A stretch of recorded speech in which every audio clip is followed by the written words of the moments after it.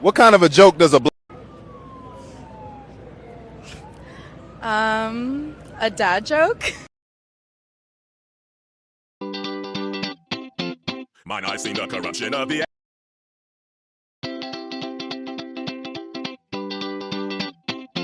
Mine eyes seen the corruption of the Adam County cops, stealing money, stealing cake. When they make their traffic stops, first they screw you, then they sue you. Play game and dismiss your claims. The proof's on the internet. Afro Man will bring it to ya. Afro Man is gonna do ya. Afro Man is gonna screw ya. My proof's on the internet. Mine eyes have seen informants get busted with felonies. Tell the cops I'm a kidnapper and I sell a lot of keys. Raid my house and then get pissed, cause the dungeon don't exist. My proof's on the internet. Afro Man will bring it to ya. Afro Man is gonna do ya. Afro Man is gonna screw ya. My proof's on the internet. My gate don't operate and my door is on the floor. My camera's disconnected, Lisa Phillips is a downtown. They take my mama's lemon pound cake. My proof's on the internet. Afro Man will bring it to ya. Afro Man is gonna do ya. Afro Man is gonna screw ya. My proof's on the internet. They vandalize my property, my money came up short. They disconnect my cameras because they are a poor sport. They're the predators and the victims and they're suing me in court. My proof's on the internet.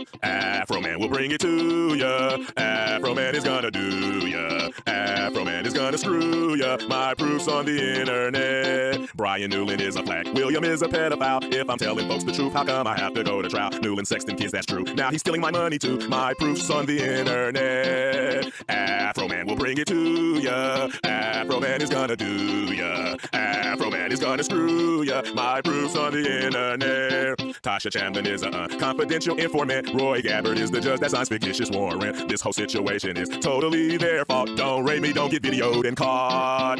Afro Man will bring it to ya. Afro Man is gonna do ya. Afro Man is gonna screw ya. My proof's on the internet. Prosecutor David Kelly turned to jelly when they fell. Coward ran to Arizona so he wouldn't catch the hell. Kimmy tried to dodge us. Rogers tried to retire and dip like a rat leaving a sinking ship. Afro Man will bring it to ya. Afro Man is gonna do ya. Afro Man is gonna screw ya. My proof's on the internet. All you crooked cops in the world that's doing wrong, you better stop, you crooked cop, before I put you in a song. Make your family and your friends laugh out loud and sing along. My proof's on the internet. Afro Man will bring it to ya. Afro Man is gonna do ya. Afro Man is gonna screw ya. My proof's on the internet. In this house, there's some whores in this house. There's some whores in this house. There's some whores in this house. I said certified freak. 7 days a week. Wet ass P-word. Make that pull-out game weak. Yeah, you effing with some wet ass P-word. Bring a bucket and a mop for this wet ass P-word. Give me everything you've got for this wet ass P-word. Beat it up, N-word, that's your charge. Extra large and extra hard. Put this P-word right in your face. Swipe your nose like a credit card. Up on top, I wanna ride. I do a kegel while it's inside. Spit in my mouth, look in my eyes. This P-word is wet, come take a dive. It continued along these lines. And it gets significantly fade in, fade in, fade in, fade in, fade in. No, God! No, God, please, no! No! No! No! Are you bummed that Luke didn't get sort of a reunion with Han Solo? Absolutely. In fact, when I was reading it, I thought, if Leia's trying to mentally contact me and she's not successful, she'll rush to his aid. She'll get close to him and then get into some dire situation, and that's when I show up for a big yay! Save her life. Then we rush to Han and are in the same position that Rey and Finn and Chewie are. Too late to save him, but witnesses. And I say, because it would carry so much emotional resonance into the next film.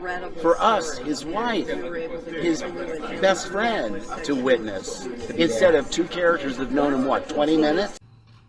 Well, you're assuming that I train Rey. Exactly. Sneaky. Do I? Sneaky. I know, I have to be really careful. People say, was it difficult to pick up and wield a lightsaber again? And I go, do I pick up? Is it difficult acting in this movie? Am Well, I in this movie? I can promise you my part is twice as big as it was in 14. When I read 8, I told Ryan, I fundamentally disagree with virtually everything you've decided about my character. Who is this guy? How did the most optimistic, hopeful character in the galaxy turn into this hermit who says it's time for the Jedi to end? I read that and I said, what? I mean, that's not what a Jedi does. I mean, a Jedi is optimistic. A Jedi has tenacity. He never gives up. He doesn't secrete himself on an island. But you'll... Something that George initially set out to do was a kind of 3-act saga with these 3 trilogies. And I think we felt that we should honor and respect that. Liar! Liar! Liar! I think that the thing that George never did was maintain the status quo. And I think that that's really important because... Fuck you, fuck you, fuck you, fuck you, fuck you, fuck you, fuck you! I've kind of lost control of Star Wars, so it's going off in a different path than what I intended. But the first 6 are very much mine and my philosophy. And I think that philosophy sort of goes beyond any particular time, because it's based on history, it's based on philosophy, it's based on a lot of things. And you know, the first 3 basically tell you how a democracy turns into a dictatorship, and you end up with a tyrant, the emperor. It's a very important now, where we are now in our political history. And as always, may the force be with you.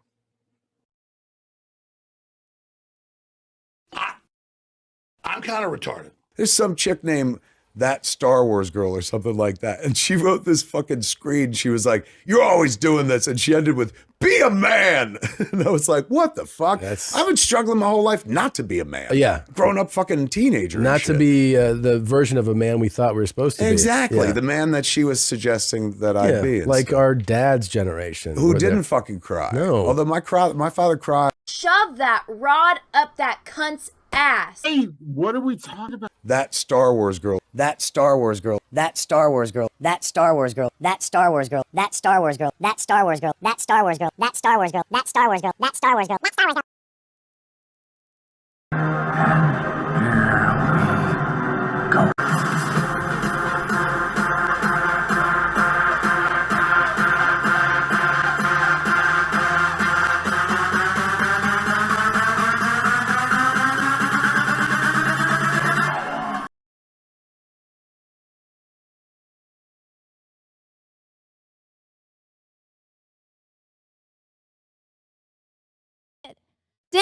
Damn it, hello, what's up all my Ewok Shovels, Droids, and Wookiees? It's Anna, also known as That Star Wars Girl, as Kevin so kindly introduced me. What is up, everyone? What is up? It has been a crazy week. I watched the Odyssey, as you all know. I've gotten a lot of people that haven't watched the Odyssey have reacted to my review of said Odyssey saying, you didn't watch it. I'm like, no, even worse. I watched it live. I have witnesses. Is there still no sound?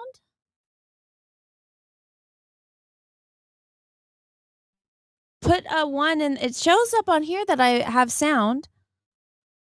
Botch the intro. Okay, can you hear me? Can you hear me now? Yay or nay? Oh my God, what happened? Can you hear me now?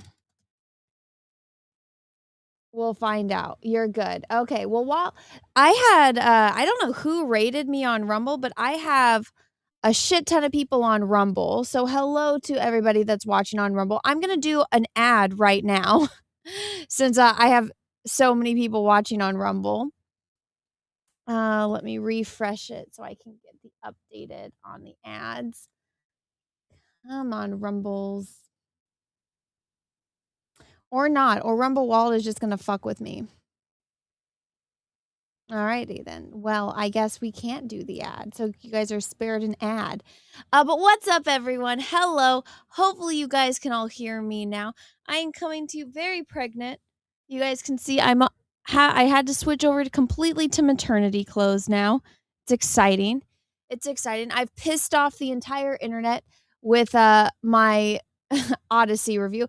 I still am convinced I'm probably one of the few people in the world that has read it, which is extremely alarming. So I've been fighting with people. Turn your gain up. I don't know how to do that. I know how to plug it in and turn it on. That's about it. So, yeah, I have no idea how to do any of that. But okay, so there's a lot to talk about. There's so much drama surrounding Christopher Nolan's Odyssey. The Clayface trailer came out. For those that don't know, Clayface is a villain from the Batman universe. The Doomsday trailer came out, which basically confirmed every single one of the leaks.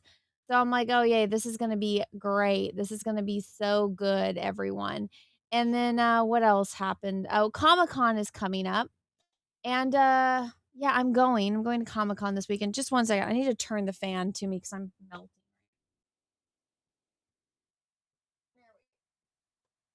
Oh, what a big difference. I've been getting eaten alive by mosquitoes and I finally killed one and I haven't gotten bit since, so hopefully I got it. I also have this nice stack of packages behind me, so gets to open that. But I guess let's check. I put a poll in the chat over on YouTube to see what topic you guys would like to discuss first, and the Odyssey is winning. Then San Diego Comic-Con, then Avengers Doomsday, then Clayface. All right. So I guess that is how we will go. Disillusioned Man, thank you, remember, for 5 months. Hail Anna, how's the eye project coming? Oh, so this is a fun story. I've had all the books. I've had everything ready to ship, but the new Indiegogo, I can't see any of my backers' information. I've been waiting on customer service to get back to me. I can't get in to mail out my packages to everyone. I've had all of my books sitting here for a while now. I have everything. I need to ship these, and I've been waiting for Indiegogo to let me back in. For those that don't know, you see all the lovely eyes right here? Well, I turned them into a book, and I sold it on Indiegogo, and Indiegogo decided that they were going to... The company got sold to another company, and that company decided to completely change the platform, and now it's like it will randomly shut down your campaigns, and then I basically lost access. So if you have your backer information, you want to send me a screenshot, or you want to prove to me what your order number was and your information, I can send it to you. I don't have access. I've been waiting for, I think it's been a month now, if not longer, that I've been waiting to hear back from customer service, but it's a company in, like, I don't know what, Norway or something.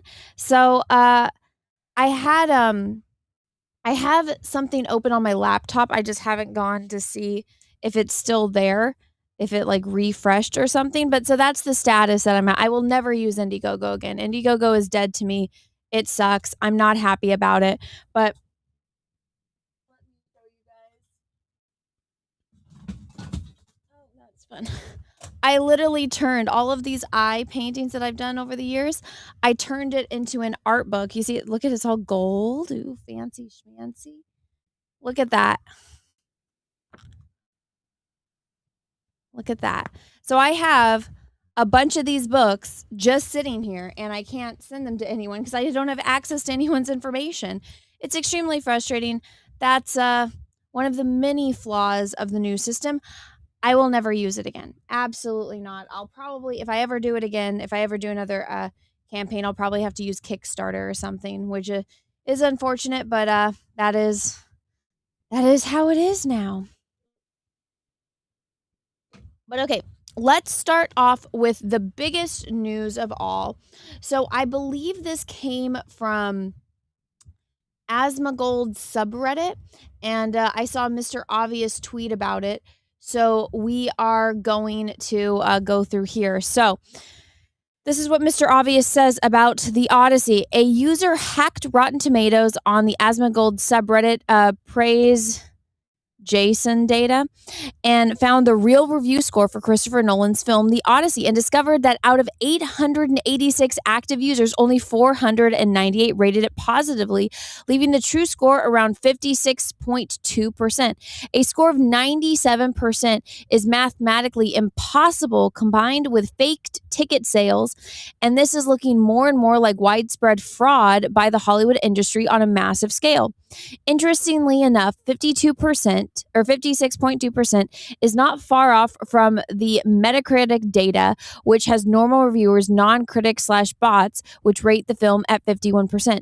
Needless to say, despite the reported numbers, revenue, and opening at the box office numbers, it's looking like smoke and mirrors. The film is being propped up to look like a success, but in reality, it's a cataclysmic financial failure. Might not even break even.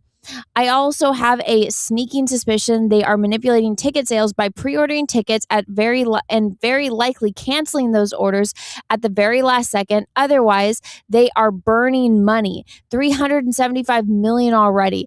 It seems desperate. They are in too deep. If you ask me, movie theaters should sue Odyssey / Christopher Nolan, etc., because they are hurting ticket sales with their dummy seats, and it's causing people to skip the movie rather than sit in terrible seats.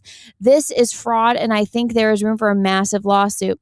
And to think all of this because they couldn't respect Greek culture / mythology and historical fiction and just cast pale actors and stay true to the source material. And here is a screenshot from the subreddit.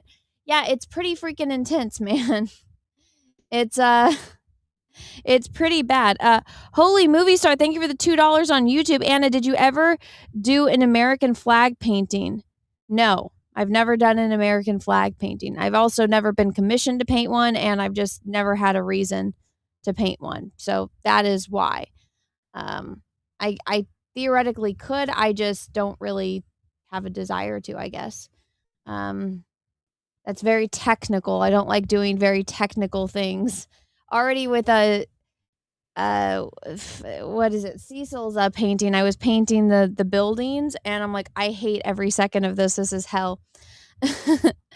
It's hell. Okay, let's go back to this. Let's see. Somebody said a bot. Let's see. No one will ever read this, but if you do, this is what they are doing now. Faking ticket sales to push the narrative. People are watching it. Here's what happened to me this weekend. My hometown movie theater shows classic movies next to new releases. I took my wife to see Jurassic Park, the original, for her birthday. There were sold out showings of The Odyssey all over the theater. The classic showing at Jurassic Park theater was packed, and when the movie was over, we walked by one of the showings of The Odyssey. It was empty and playing midway through the movie. Literally no one watching it. We walked in thinking we'd see a ton of people. There was not a single person in the showing. We thought we must be mistaken, so we went to another showing and looked at that one. Same thing. Thinking we were crazy, we checked 4 different showings and they were all empty. And at different parts of the movie because of the starting time. Hollywood is faking ticket purchases, showing the movie to no one, to fool investors and the public. They are trying to push the idea that people are watching it to get people to go. Well, if that many people watched it, it must be good, and go see it. Wow, that's crazy. And then I think this next photo is like a timestamp. Who are all these people seeing The Odyssey at 6 a.m. on a Monday? That's a good point. Who the fuck is going to see The Odyssey at 6 a.m. on a Monday? I watched it. Unfortunately, you guys all watched it with me. You guys all saw what absolute shit it was. If you guys are members of my Rumble channel and you have Rumble Premium, you guys had the opportunity to watch it with me. It was awful. It was absolutely terrible. I actually think I'm going to do a movie night, and we can watch for my members over on Rumble. We'll do a Rumble Premium member stream where I watch like the Simpsons version of The Odyssey or Wishbone the dog because they're much better, much better than the stupid Christopher Nolan one. It's just so stinking bad. And here's I have to share my audio. Here we go. So this is for those that don't know, Christopher Nolan used this woman, Emily Wilson. he used her adaptation of the Odyssey, or that was his excuse, that he's using her her adaptation. Even she didn't like it. What did you think about the film in terms of this notion of the Odyssey as an anti-war? Did this lady have a stroke?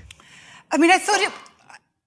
I want to, not spoil anything about the film because I know the majority of people haven't seen the film. I mean, the film has these flashbacks to the. Imagine just like this is out of all the renditions of the Odyssey and all the interpretations, this is the woman's that you go with. Like that's really all you need to like see right there. Also, what's up, Nina? I know I miss you too. Next week is my 1 year anniversary. It'll be 52 episodes. That's a year. 52 weeks equals 1 year. Next year will be my 1 year anniversary of doing the show. I want to get a big panel together of everyone. You're more than welcome to jump on. I know you are on vacation. What's wrong with her face? Well, she's British, so they don't age well. Is what I hear. They do not age well. Let me see something. Okay, here we go. Trojan War. I'm not sure if I see it as an entirely anti-war film, but it certainly presents us with an Odysseus who feels very bad about certain things that he's done in war and is Really? I didn't get any of that. There was no emotion in this movie. He was a rock. You skipped some weeks. So I know. I number all of my streams, so it goes off of my streams, or else my my total number of streams that I've done. This is number 51. So the past ones that I've missed, like those don't count because there was no stream, so there's no number for it. But I just got distracted from what I was saying. struggling to process them in a very, I would say, very modern psychiatrized way. And he's struggling to process them and needs drugs to do so for help with his recovery. Oh, I see what you're saying. No, she's got the British teeth thing. David Bowie had this too, or like their front teeth like bend backwards. Or like they're indented kind of in, so it makes it look like her teeth are dark. But yeah, she's just British. It's a British thing, I guess. I've only seen British people with it. But no, that whole thing with like the lotus, it's like that was taken from a different part of the goddamn book. Having Calypso basically kept him there as like a sex slave. And I mean, I think he enjoyed it. He was there banging Calypso for 7 years.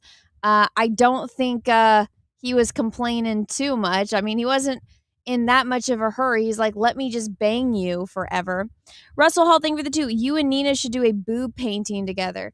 Russell. Oh, Russell. Why don't you go bother Nina for one, okay? Right. And he seems to feel bad about being a warrior, and we never actually get to see him doing much warrioring, which I thought in a way was a bit of a shame. I mean, we do get to see the bow, which is lovely. Isn't that funny? Even the feminazi is disappointed in Christopher Nolan's rendition of the movie. But I think in some ways, I mean, I was realizing, thinking about the film, there's a tolerance for ambiguity in the world of the Odyssey, which I don't think there exactly is in the world of... I just realized she has like this growth on the side of her face. Oh my gosh, is it a pimple? Oh, like a cyst. I love watching Dr. Pimple Popper and her get those out of people's faces. Hollywood blockbuster action films. Right. And I think that's one of the big challenges for Nolan, right? Yeah. Is that he has to make the protagonist a likable all-American hero. Oh my God, look at that. Like, that's not her jaw. That's got to be a cyst. Oh my God, I want to poke it. Oh my God, Dr. Pimple Popper gets these things out of people's faces all the time. Oh my God, did she ever turn the other way? Can we see the other side? Oh my God, I want to poke it. I want to poke it so bad. Ah. Oh, that's glorious, man. That's glorious. Like, I can't be the only one that's seeing this. You guys see this too, right? I can't be the only one. Let me do this little ad real quickly since I have to get 3 of them. I'll just start off right now. Access Med, powered by Trinova Health, is a revolutionary telehealth service that offers fast, free online evaluations and free home delivery of customized compound medications, offering custom weight loss support, ivermectin therapy, hair loss restoration, cosmetic rejuvenation, and even ED treatments and more. See, Cecil needs all of that. He definitely needs the weight loss. I don't know what the ivermectin therapy would do, but he definitely needs it. ED treatments, poor Juju. Get that for Cecil to help him out with the jujus. And hair restoration, number one. I have been sending Cecil hair transplant videos and trying to get him to go to Turkey for years, and he just doesn't listen to me. Maybe if he got Trinova Health and he got these hair restoration treatments, I would, not have to send him those because it would fix his problem for him. So guys, check out Trinova Health. You can complete your visit in less than 10 minutes, and there's no subscriptions or reoccurring fees ever. We've made getting started easier than ever. Simply follow the link and choose the product or treatment you're interested in, and then complete a quick online evaluation. Within days, your custom meds will arrive at your door. Mention Rumble in the coupon code and get 10% off your first treatment. Here we go. One ad done for the Rumble overlords. Russell, thank you for the 2. I take it you saw Mbappe's infamous breakout. Yeah, but it was like super faked, Russell. For those that don't know, I'm a big soccer fan for Americans, football fan for non-Americans. And Mbappe is one of the best players on the French team, if not the best player. And there was this shot of him and his chin was all broken out. But people had heavily photoshopped it to make it worse. But I was like, oh my God, I need to pop every single one of them. I got catfished with the fact that it was fake, but it was glorious for the seconds that I thought it was real. Let's see here. Okay, let's get back to Emily. Which is a real challenge if you're basing this on a poem where the hero is not necessarily motivated by romantic love or being a nice suburban parent, but actually he wants glory, and he wants to get spoils from the sack of a city, which is... You'll see what Nolan does with all of that, but it's different things from what Homer does. Oh my God, look at how big that thing is. Oh my God, does she have a tumor? Oh my God, I just want to poke it. We need to get this out of this chick's face. I kept looking in vain for a sense that this was a film about glory. I think it's a film that has some interest in shame, but I don't think it has any interest in glory. I don't think Nolan understands that because he didn't read the fucking book. I was going to ask you sort of if there were any scenes from the book that you wish had been in the movie, or tonalities, or if you had written the screenplay, are there moments you would have loved to include?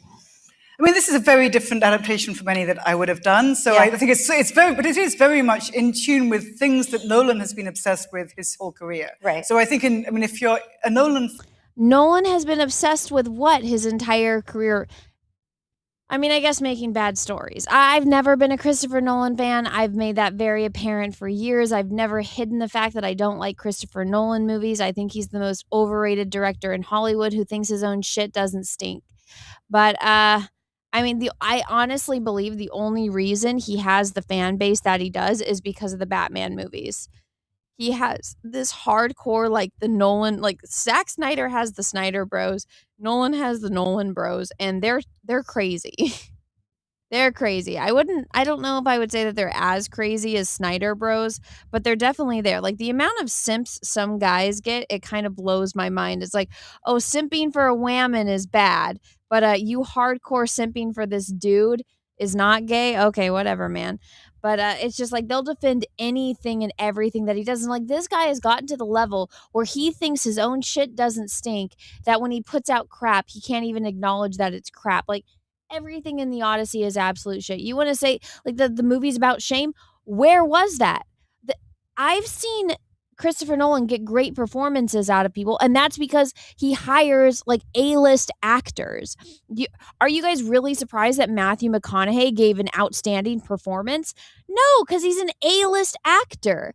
Now, Matt Damon, I have seen him give good performances. Just because he's not my favorite actor, I would have never in a million years picked him for Odysseus. I think he is terrible casting, which some people like to look over.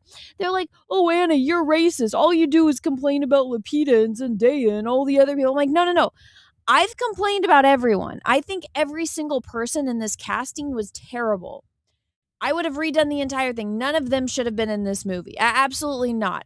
I would never in a million years have picked anyone in the cast. And I like the kid that plays Spider-Man. I don't think that he's like the worst actor in the world. I don't think he's the best actor in the world. Do I think it was good for Telemachus? Absolutely not. Absolutely not. Would I have gotten Twilight Guy? No. I would have not gotten the Twilight Guy to reprise his role as Edward Cullen for the Odyssey. Would I have picked Matt Damon? No. He's a terrible, terrible, terrible choice. If you want to get another guy at that level, at least you could have called up George Clooney. At least he's fucking Greek. Do I think George Clooney is a good at casting? No. No, they're every single one. Anne Hathaway is Penelope? That's terrible. It's awful. Here's one that we could have had. Could you imagine, like, this person? I'm like, yes, I 100% back this. I back this tweet. I would sacrifice all of Christopher Nolan's overrated movies and how do you say this? Exercise, like not like exercising, but like, exorcism kind of thing. Christopher Nolan's Odyssey from public memory for Sean Bean's Odyssey sequel to Troy 2004. The wit, the charm, the honor, the pride, not with Matt Damon. Could you do this? 100% agree. There is a bug flying right around my face. There we go. Oh my God, did you guys hear that? There's a lot of bugs. Okay. Yeah. And you know what? Everyone's pointing out how this is making them all appreciate Troy. Troy was awesome. Like, back in the day, we really didn't appreciate what we had back in the day. We were so blessed. We were so spoiled with the movies that we were getting. And now we get this shit. Like, okay. For those that didn't watch the movie, the opening scene is with this dude, Kylie Jenner's baby daddy. Kylie Jenner is the youngest out of the Kardashian brood. And all of them have jungle fever. So almost all of them have black baby daddies, except for Courtney. Courtney is the only one. Oh, and I guess Kendall, because Kendall doesn't have any kids. But out of the ones that have kids, Courtney is the only one that doesn't have a black baby daddy. And so this is Kylie Jenner's baby daddy. He cheated on her, and then like people got killed at his concerts. But I've never listened to his music. I don't know why. The only reason I know who this guy is because he impregnated Kylie Jenner twice. And so Christopher Nolan says, I wanted somebody on screen who would be reciting words and holding attention in the room in a very credible way.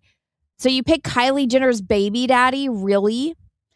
That we can relate to in today's world. Can anyone name me, without Google, can anyone name me one of this guy's top hit songs? I can't.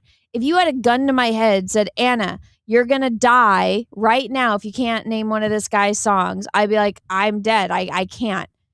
I couldn't even tell you what he sounded like. The only thing I can tell you is that this guy impregnated Kylie Jenner twice. And the first one was a girl and the second one was a boy. That's it. And he cheated on Kylie Jenner, so they broke up. Now she's dating Timothée Chalamet. I don't know anything else. Like, what are you talking about? Relate to people. So that we would understand the drama and the emotion that comes from storytelling through poetry. If you view it in rarefied terms, if you elevate it and would have some very formal version of what a bard in the place of Ithaca might be, I would find that alienating. Christopher Nolan, you're a hack that failed history class. You know what this dude was doing? He was standing up on top of a table, hitting it with a stick, saying words. And I said, him like obnoxiously rapping on the table. And people are like, Anna, he wasn't rapping. He was saying words. And I'm like, isn't that what they all do? I don't listen to the rap music, guys. I'm sorry. I've never liked rap. I think it's noise. I think the only like rap I know is Gangster's Paradise by Coolio. I think I know that one. I know some Eminem songs. Like Peaches, like I can't even tell the difference between Biggie and Tupac. That's how little interest I have in rap music. I'm not interested in all. I think it's noise. I will never understand it as an art form. I some people that don't like modern art, like where they just take like a banana and tape it to the wall, that has the same appeal to me as rap. Actually, I think I prefer the banana taped to a wall over rap music. I don't understand it, and I'm completely fine not getting the rap music. It's not for me. It's not my vibe. Everyone, I remember when Straight Outta Compton came out, everyone was going crazy about watching it. I'm like, I have no interest in watching Straight Outta Compton. I will never watch that movie. I have no desire to watch that movie. I know Ice Cube because he was in kid movies when I was a kid. He was in Are We There Yet? And Barbershop. That's how I know Ice Cube. If you asked me, Anna, can you name an Ice Cube song? I would say no. Can you name me a Snoop Dogg song? He did like a collab with Katy Perry back in the day for like California Girls. Aside from that, no. I can't name any of them. Anna, you sound so boring. I am boring. I've told you guys this a gazillion times. I am the most boring person on the face of the planet. I don't know why any of you guys listen to me. But apparently I'm interesting enough to you guys when I talk about Star Wars. I have a very limited interest. It's nerdy shit, which I don't consider rap. Okay, let's talk about this now. So there's some hero out there tweeted. Actually, let me see if I can find it. I know I retweeted it. Oh, here it is. Okay. Oh, here's the thread. So this person said, I want Elon Musk to give Mel Gibson $100 million to film an Odyssey adaptation with painstakingly historically accurate ships, armor, weapons, and casting, with dialogue taken straight from the original poem and delivered in Homeric Greek. Elon Musk responded, I'm down. And then he responded, holy shit. So, and this is actually a quote tweet of the original. So here's Elon. So you guys can all see this tweet is real. It's a real tweet thread. Elon Musk said he would do it. So now it's breaking all of the news on the Twitterverse. So everyone's like, oh my God, Elon said he'd give Mel Gibson $100 million. And I think he could do it. Could you imagine? Christopher Nolan would be shitting himself. But guys, could you imagine Mel Gibson making the Odyssey to the level that he did Apocalypto? That would be fucking awesome. I mean, it'd be like a 5-hour movie, but I wouldn't care. I would go to the theater to see that. Like, are you guys for that? Put a 1 in the chat if you would watch that movie, and 2, you're not interested. I'll give you guys a second to update in the chat.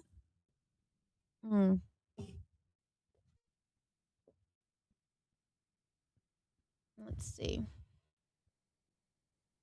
Mel Gibson didn't even do Braveheart accurately. Guys, what movie is going to go down in history as one of the greatest movies of all time? The Braveheart or Christopher Nolan's Odyssey? Actually, I'm going to put a fucking poll in the chat. What movie is better?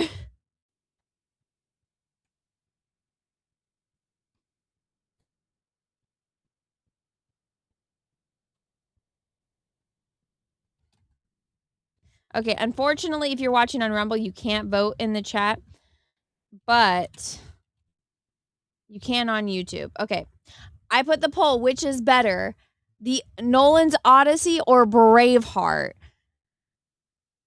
Listen, Braveheart was more historically accurate than Nolan's Odyssey. Nolan's Odyssey was absolute shit. It was absolute fucking shit and should be Thanos snapped out of existence. It was so bad. I don't understand how it got approved to be made. It 100% baffles me. Absolutely baffles me. Okay, I'll give you guys a second. I see a bunch of ones in the chat. I want to see Cecil back. Cecil will be back. Wow, 92% of people voted for for Braveheart over Nolan's Odyssey. That's not surprising at all, though. Absolutely not surprising. Okay, let's see here. Okay, so, and everyone's making comparisons. They're saying, imagine the Odyssey spoken in ancient Greek, recorded with historically accurate armor, with Greeks cast, no cringe rap videos. Yeah, that would be absolutely epic. Like, I would be there opening night to watch it, unless I was having a baby. So that would be the only. Also, Braveheart had titties. It did. It had what, the chick that he bangs in the beginning, right? His wife that dies. Does it show the princesses? That French actress? I don't remember. It also had a gay couple in it, so it was very progressive for being back in the day. Anna, you need to get with it, girl. No. I will not get with it. But yeah, there is so much going on with the Odyssey right now. So this is all AI. We're gonna watch a second of it. Hopefully we don't get in trouble. Does it have us? Go. The sea will take you from me. I will return. I left my one love. An oath called me. Troy. Troy fell. We killed everything. Can you guys hear this? I just realized I don't know if I shared audio. Let me redo that. So this is an AI. The sea took my ships, my men. 9 days adrift. Now, here I am. Stranded. With something eternal. Pause. Mr. Canadian, thank you for the 5. Anna, you have no mods on Rumble and you have someone spamming. Who is spamming? I don't see any. I'll make a couple mods right now on Rumble. Thank you for bringing that to my attention. Okay, here we go. Moderating. Oh, cool. I can just Maromi, you are now a moderator. Let me see. Mr. Canadian, do you want to be a mod? Mr. Canadian, can you comment? Let's see. Is it that relax, person that's doing it? Oh, here we go. I like how I can just copy and paste names now. Ugh, it won't let me do it for yours, Mr. Canadian.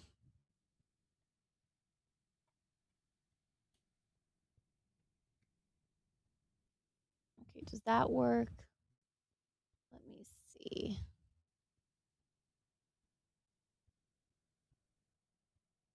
Okay, Mr. Canadian, Maromi, you guys are mods now on my Rumble. Go ahead and take care of that spammer if you can. Okay. Oh, Rhino, you are a mod. Okay, so Rhino, you're a mod, so you guys can, there is a spammer. Okay. That you wish had. Well, I've given you guys moderator power, so there you go. Thank you for the 5, Mr. Canadian. Let me know. Let's see. Towns, thank you for the 5. People say sex scenes play no part in film, but have they ever seen kids? Whoa. What the hell? I don't want to know. I don't want to know. If that's a movie, I've never seen it, and I don't. That sentence altogether is just weird. Ryan Soliu, thank you for the $5. I just heard of Epic. It's a musical of the Odyssey. I've only listened to about 5 songs, but it's cool. Jerry Buckelheimer wants to produce a movie. Yeah, I just found out about it because Nick was on Jack's show, and so he talked about it. I'm not the biggest musical person, but I'll give it a go because I like the Odyssey, obviously. Okay, here we go. Let's get back to this. Never ages. Neither do I here. And still I dream of home. Gods, let me go. Send him home!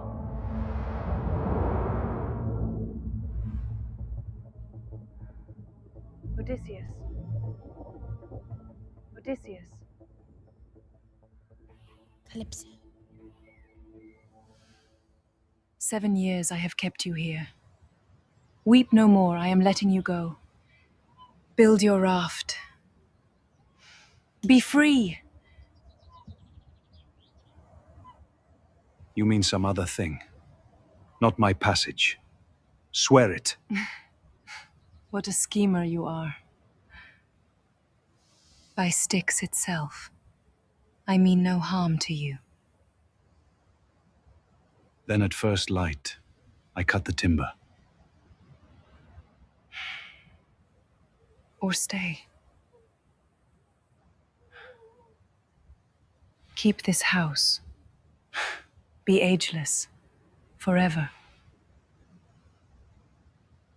Is she worth all this grief?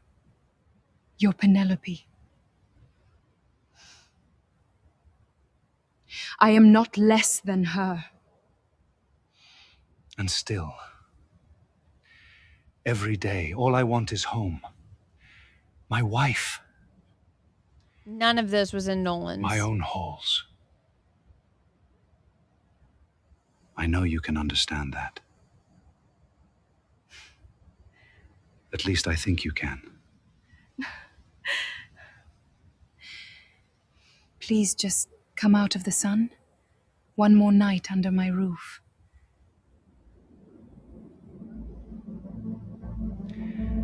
Okay.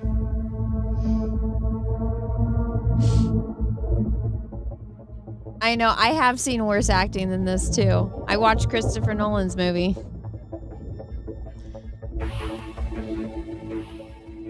You know what, guys? I'm completely fine with, because of how shit Hollywood has been, I'm completely fine with them doing AI now. I'm like, fuck it. You guys had your shot and you guys threw it away because all you guys wanted was to do all this woke shit, butcher everything that we love. You guys butchered Star Wars. You guys butchered Star Trek. You guys butchered the fucking Odyssey. What else is there? You guys have butchered literally everything you touch. Fuck it. You guys don't deserve my money. You don't deserve my audience. Fuck, bring on the fucking AI. Bring it fucking on. I'm fine with it now. That was better than the Odyssey. I don't care. And you know what? The fact that I know that it's AI, like, it doesn't bother me. You know? It doesn't bother me. It could be better. Yeah, 100% it could be better, but so could have Nolan's. They could have done something. I'm fine with them doing AI now because at least I know it'll be made by fans and it'll be accurate or more accurate than what we can get. Okay, I'm going to open one of these packages right now because I want this gone from my background. I have a feeling some of them are going to be cosplays, which I don't think I'll be able to try on because I got this big old belly now. Okay, let's see. It is a box. It says Medusa headpiece costume coming separately from Hope It Fits. Oh my.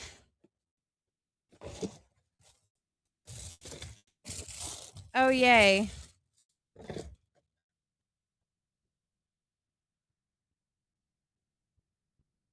Hot. Look at that. Did you guys see, ow, shit. The one thing I don't like about these goddamn things. Yes, we already talked about, him giving Mel Gibson $100 million. We already discussed that. I believe that this is from Meow, so thank you, Meow, for that. I bought this one on Etsy. This was, somebody sent me, I think it was Meow that sent it to me, the Helen of Troy cosplay. And I ordered this for it. There we go. So this was my crown thing for Helen of Troy. I think I can still hide my belly enough to do that cosplay photo, but I thought that this was pretty. It was on sale. Usually it was a lot more expensive than what I got it for, but I think that this one is really, really pretty. So I'm all for it. I like it. Also, I paid a lot for it, so I'm going to wear it eventually for a shoot. Maybe after I have the baby. Red Hood of LA. Thank you for the $1.99. Thank you. I hope AI takes over and scares Hollywood. Seriously, man. Towns, thank you for the $5. Marion Collateral's death scene in Dark Knight Rises was pure Nolan cinematic genius. Jamie, pull it up. I don't even remember. I thought The Dark Knight Rises was a terrible movie. I only watched it once, and in the theater, I was like, I don't ever need to watch this again. I will never watch this movie again. I thought it was awful. Let me see. I like this. Also, I discovered that there's a possum had babies in here. I don't know how many babies are still in here, but I saw one scurrying across the floor the other night. So if I start like looking up, it's because there's a possum baby running around. This possum had babies in here, I think like last year or the year before. I can't remember exactly when, but I tried showing it to you guys. It wouldn't let me pick it up. It let me feed it, but it wouldn't let me pick it up. But just in case I'm like, what's going on? That's why there's a possum baby in here. Okay, let's see. Polish Prince, thank you for being a member for 37 months, my dude. Anna, why do you hate Messi in Argentina so much? Because I don't support Nazis, man. Also, Messi is so over. Did you guys see? Okay, for those that aren't soccer fans or football fans, Messi has everything handed to him. He might have been a decent player back in the day, but when the entire system is rigged for you, like, come on. Like, didn't you guys see? Look at Argentina's and Argentina plays dirty. All of the players are assholes. They foul like crazy, and then they go and yell at the refs, and the refs magically don't give them any cards for it. It's crazy how they do for other teams, but for Argentina, no, it's okay. It's because Messi is the president's fuckboy. They're little butt buddies, and everything is handed to him. It's just like, come on. It's obvious. Like, all I have to do is watch. That's how I can see it. I have eyes. I can see this. Why did Argentina have the easiest path to the finals? They didn't face any of the top 10 teams, and that's why when they finally faced Spain, they got their asses handed to them. It was fucking embarrassing. It was absolutely embarrassing. And I'm glad. I'm glad that Messi, got embarrassed and had his ass handed to him. And look, Argentina, they're such ghetto punks that, let me see if I can pull up the video. They got into a fucking fight the second the camera stopped rolling. It's like, really? Here we go. I can get it pulled up for you guys. Okay. And that's Messi crying.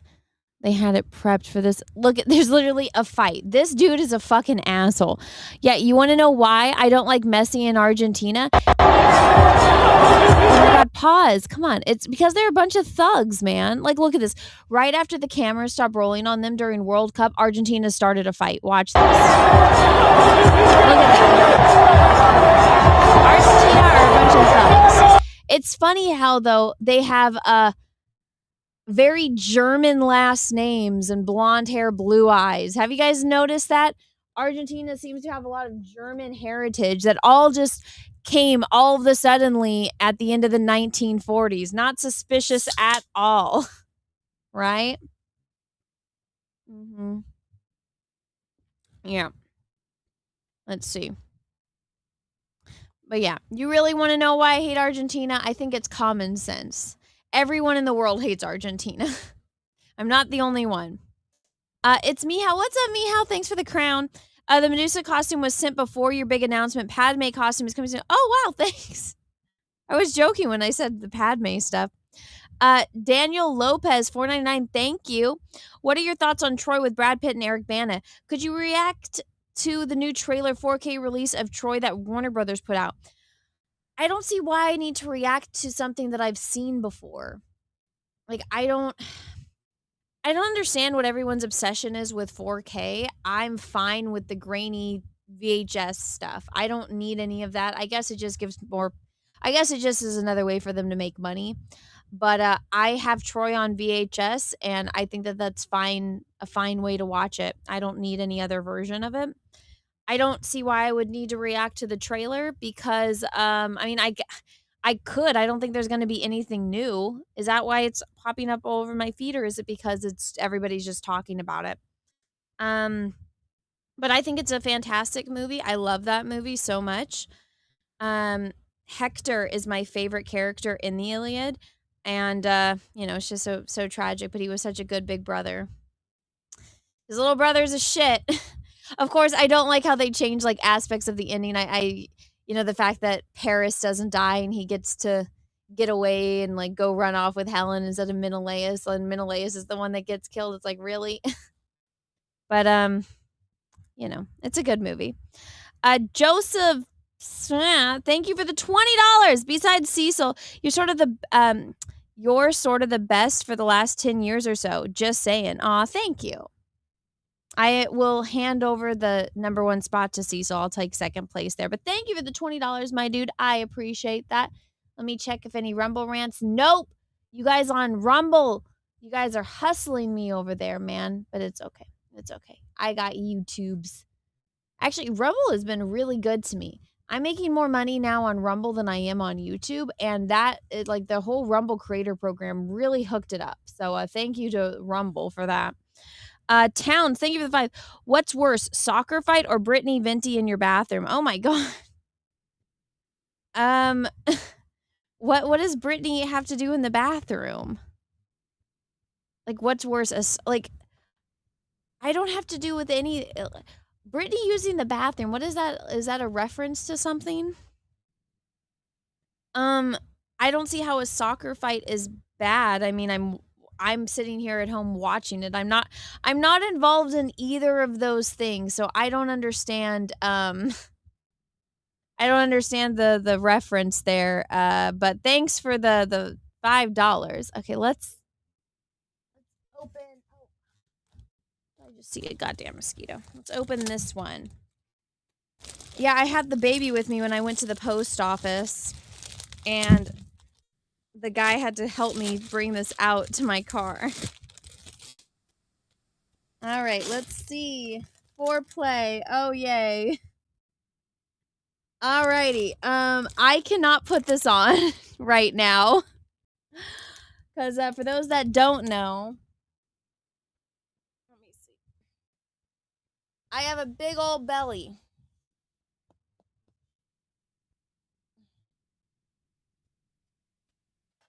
I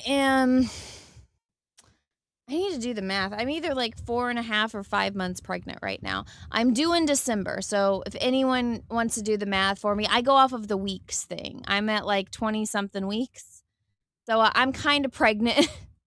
So thank you, Meow, for the cosplay. I could try to put it on, but I don't think this is going to look, I don't think this is going to fit me right now. But this is cool. I've never seen this one before. Once I get the baby out of me and I get back into shape, I can do another cosplay thing. Peaches is like, "Are you going to do a pregnancy cosplay counter?" I'm like, I don't really want to. Let's see.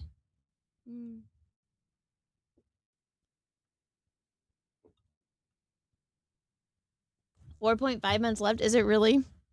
That's kind of scary to think about. I have so much stuff to do before this baby comes. Oh my gosh, that's so weird.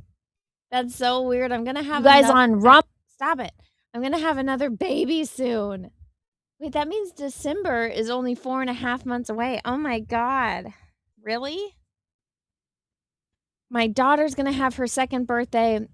My stepdaughter is going to turn 16, and I'm going to be popping out another baby. That is insane to think about. Oh my god. Yes, I'm going to have another Christmas time baby because apparently my husband is only in heat or only fertile once a year, and that's on his birthday. My husband's birthday is St. Patrick's Day. All 3 of his children have been conceived on his birthday. I even told him, I was like, we can't do it on your birthday because we can't have another December baby. And what happens? We're having another December baby. Okay, let's see. What is in this one? What's in the bag?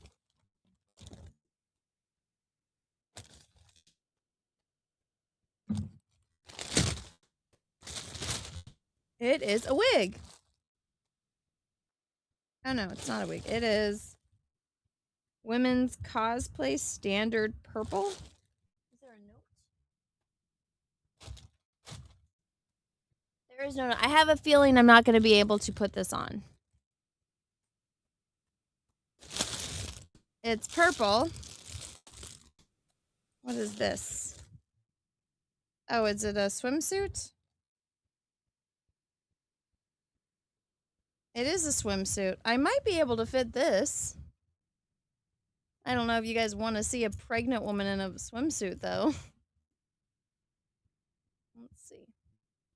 Oh, it's pretty see-through. Yeah, it's very see-through. I don't know if you guys can tell. Let's see. It doesn't tell me what this is, though. Maybe I can figure it out.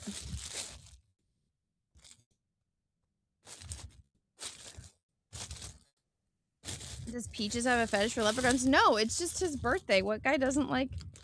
Oh, it's Raven. Okay. It's a swimsuit version of Raven. There we go. It's got like her... I mean, I can kind of do this right now. With, I'm wearing black already. If I can figure it out. There we go. It's Raven from, what is it called? Teen Titans. Go. And then the little red things that go around here. I'm kind of fat. I don't know if I want to put that on. I don't know if I want to put it on the bottom of me. My stepdaughter is turning 16. Yeah, she's 15 and a half. It's so weird. She's going to be driving before we know it. Okay. Well, thank you to whoever sent me this one. This one does not have a note with it. I will be able to wear all of these, hopefully, by January or February next year. Let's go with January. Let's say I can just bounce right back after this baby. Let's say I can just bounce right back. Hopefully. Hopefully. Russell, thank you for the 2. I thought birthdays were for anal. Oh my God, Russell. Towns, thank you for the 5. My girlfriend said I need to stop super chatting a pregnant woman. I told her to shh. I don't see a bump in her. I don't see no bump in her tummy. Oh, well, thank you. Thank you for the compliment. I unfortunately feel the bump. And well, I mean, that's not unfortunate. For my jeans it is, because I can't wear them. I can't wear them. Ooh. I can't wear any of my jeans. I just got a big old order. I ordered a bunch of maternity clothes because last baby, I basically was just in Peaches' pajama bottoms the whole pregnancy. And this time I'm like, no, I need to like not look like a homeless person. I need to still feel like myself, which with my first baby, I was sick the entire time. I was puking. I was miserable. I couldn't stay awake. I had vertigo. I couldn't stand up. This baby, the second I hit the second trimester, I'm completely normal. Dan Vicious, thank you for the first Rumble rant of the night. Nazis fled Germany. Now the Argentinian president that claimed to be MAGA is Jewish, kissed the wall, and is handing the country over to the chosen ones. Oh, I didn't know that. I saw like him going crazy at first, like when he was first elected, but I don't know if I've seen I haven't seen anything from him since. I know he didn't go to the World Cup final, which I don't blame him. Russell, thank you for the 2. Birthdays and anniversaries, that's the rule. I've never heard that rule, Russell, but it's whatever Peaches wants on his birthday. That's what happens. That's how this works. That is how this works in my household. Whatever my husband wants on his birthday, he gets. So that's the rule, at least in my house. Okay, let's talk about this for a second. Now, I can't play it because I will get struck on the YouTubes, because the YouTubes likes to do that. Mr. Canadian, thank you for the Rumble rant. Both my kids were born at the end of June. It was good. I had 6 months to save up between birthdays and Christmas. Yeah, no kidding, man. Right smack dab in the end. We are going to have 3 birthdays plus Christmas. It's going to be a stressful December. Okay, so the Avengers Doomsday trailer came out. Now, I have read the leaks before. I've read the leaks. I read them on Cecil's show. I could read them again if you guys wanted me to. But basically, in this trailer, let me mute it. There we go. So basically, all of the worlds that we have seen, all of the different franchises that are in the Marvel universe somehow, they're all colliding. And it's Doom's. Dr. Doom is the one that's going to unite them. Is he going to stab them all in the back because he's a villain? Of course not. We're all going to trust Dr. Doom. But basically, we have the X-Men that we all got when we were kids. We have Tobey Maguire's stuff. We have the Marvel MCU. We have the Fantastic Four. They're all going to collide, even though they're from different universes.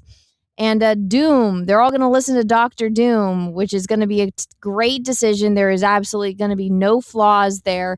Nothing could possibly go wrong by trusting Dr. Doom. But we're going to be getting all of these characters. Look, we have Channing Tatum as, what's his face? I wonder if Deadpool, I don't think Deadpool will appear in this, but he could technically appear in it. It'll be weird for him not to after we've seen all these. We got Loki with that.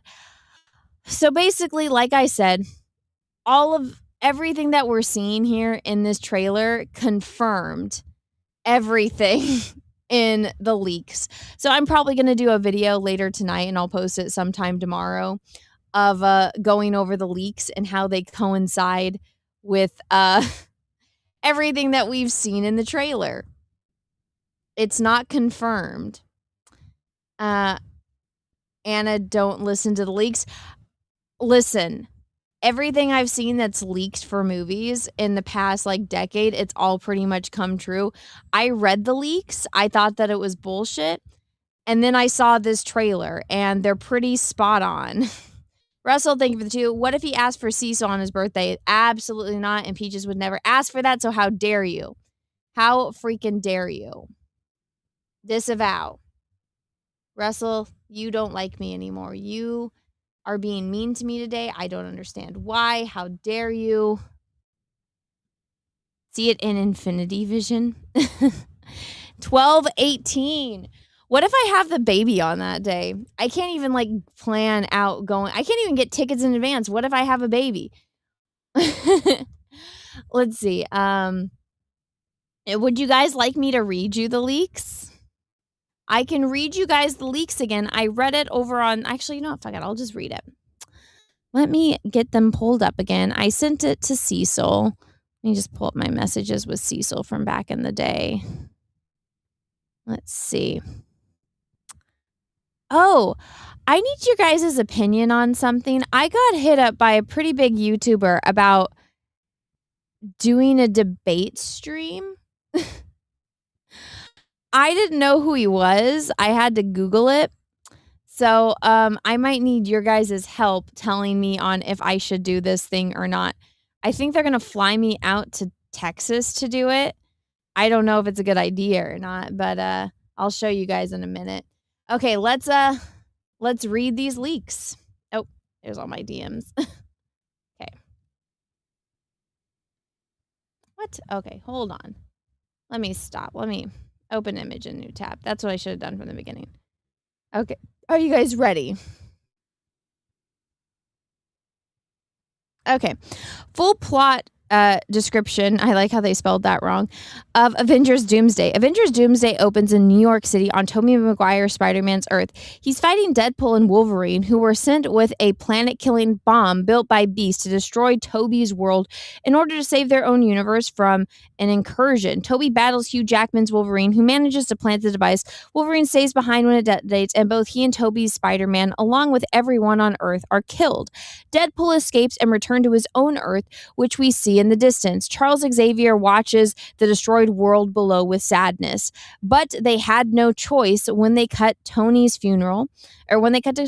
Steve speaks up with some of the heroes, including Ant-Man, before returning the stones. He goes back in time and chooses to stay with Peggy. They have a son, Jim. One day, Loki visits them. This is before the Loki season 2 finale. He tells Steve about the TVA and warns him that they will soon prune this timeline because Steve was never meant to live there or to have a son. Loki offers them a way out. He can take them to a universe where they don't exist and can live in peace, the Fantastic Four's universe. Before leaving, Loki gives Steve a special card to contact him. Steve and his family live there for 10 years. We then see Dr. Doom visiting Sue and Franklin. They clearly know each other. Doom says he wants to speak to Reed, who is come to speak to Reed. He warns him about the incursions and reveals that their universe is next. He proposes a plan, but they must travel with him to Earth 616. Doom also asks Reed whether it's possible for someone from another universe, someone from another universe is living in theirs. They scan the planet and discover an anomaly, Steve and his family. They confront Steve, who recognizes them after living there for a decade. They explain the incursions and ask him to come to 616 to help convince the Avengers to trust Doom's plan. Isn't all of this what we just saw in the goddamn trailer? They travel there. Steve successfully persuades the heroes to listen. Next, they visit X-Men's universe, but the X-Men are hostile. They've survived multiple incursions and trust no one. They assume the MCU heroes in the Fantastic Four have come to destroy and attack. Reed and Doom explain their solution to build massive cannons on each Earth that will permanently separate the universes and stop the incursions. They will split into teams, and each one will go to another Earth to place the cannon there. Meanwhile, Steve tells Thor he met Loki, who is still alive. Thor asks Steve to take him to him. Using Loki's card, they locate the TVA, but when they arrive, everyone is dead, and Loki has had his heart ripped out. They realize Doom is responsible, yet don't freaking say. Steve goes back to confront Doom, who reveals his true plan, to allow the incursions to happen so he can rebuild the multiverse in his own image and resurrect his dead family. He takes Steve to his castle in Laverdia. I did not say that right at all. On his Earth. There, Steve meets Doom's followers, masked witches. One of them impersonates Peggy to manipulate him. Doom reveals that Steve's presence in their universe was triggered their incursion because he didn't belong there. It also led to the death of Doom's family. Doom became obsessed with stopping the incursion, conducting dangerous experiments, one of which failed, killing his family and leaving him disfigured, forcing him to wear the armor and mask. As revenge, Doom kills Steve's son in front of him. Doom announces that the Avengers are coming to, and Laveria prepares for war. The Fantastic Four, the Avengers, and X-Men unite and march on Laveria. Thor prays to Odin, who sends an army from Valhalla to join the battle. A massive war erupts as the English begin to collide. Eventually, the universes crash into each other and are destroyed, killing everyone. Everyone except Doom. It's revealed that he stole Loki's powers. Using them, he creates Battleworld, resurrects everyone, and erases their memories. They believe Battleworld is all that has ever existed. We see them living new lives in this false reality. Doom sits on his throne as the Emperor of Battleworld, the end. And that's what will lead to the next movie, which will be Avengers Secret Wars. Dun dun dun dun. So guys, what do you think? After watching the trailer, do you think that confirms it? Because I kind of do. I think that everything that I saw in the trailer pretty much is spot on to what that leak is. So I know it's a leak. That's why I'm being completely transparent. It's a leak. We don't know if it's real or not. But yeah. Please stop saying pointless words. Hey, that's what we got here. That is what we got here. Mr. Canadian, thank you, the one. I've been avoiding the leaks. I thought the trailer was good. I also thought it was interesting who wasn't in the trailer. Well, sorry. I'm done reading the leaks. The leaks are over. Russell, I'll think with you. I like you, just not as much as Peace just likes you. Oh, fuck off, Russell. How dare you? How dare you? Disavow. This sounds freaking confusing as fuck. Yeah, I watched that trailer. I've read the leaks. Everything that I saw in the trailer is in the leaks, and the leaks came out, a couple weeks ago? I think they're real. I think that is what I think that's what's gonna happen. Yeah. So that's what's going on with Avengers. What do you guys think? Okay, so I'm gonna end this poll on YouTube. It says which is better, Nolan's Odyssey or Braveheart. Whatever 6% of you voted for Nolan's Odyssey, I disavow. I think I'm just gonna say in my head canon that you guys are trolls. Okay.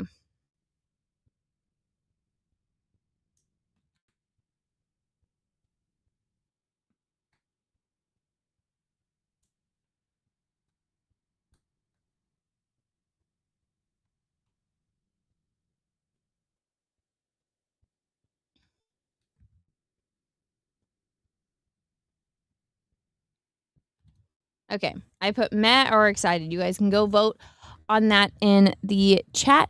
Next, we are going to watch the Clayface trailer. Let me pull it up on here. Clayface.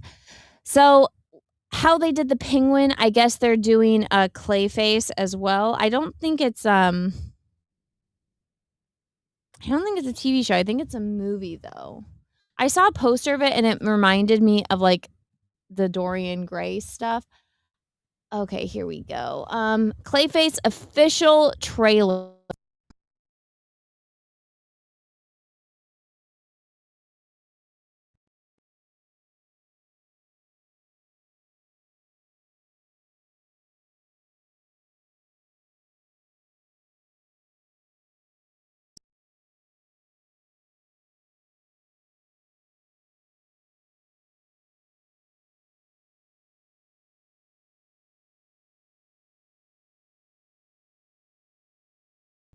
I don't know what happened. It'll kick me from time to time. I've been streaming for over an hour. That's not surprising. Okay, here we go. Let's get back to this.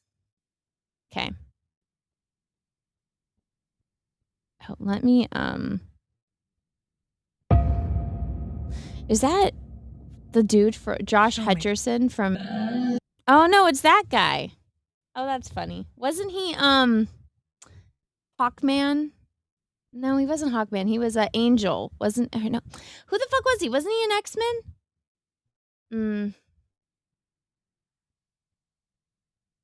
I saw somebody saying that normies aren't going to know who this is. We're not in the era of normies anymore. The second something comes out, everyone is immediately on Google and becomes a Wikipedia expert on things. So like I know who Clayface is because I was a big Batman fan because when I was a kid, Batman the Animated Series, Superman the Animated Series, Batman Beyond, all of that was a huge thing. The Justice League animated series, Justice League Unlimited, that was huge. So like when I think of Clayface, I think of the animated version of him.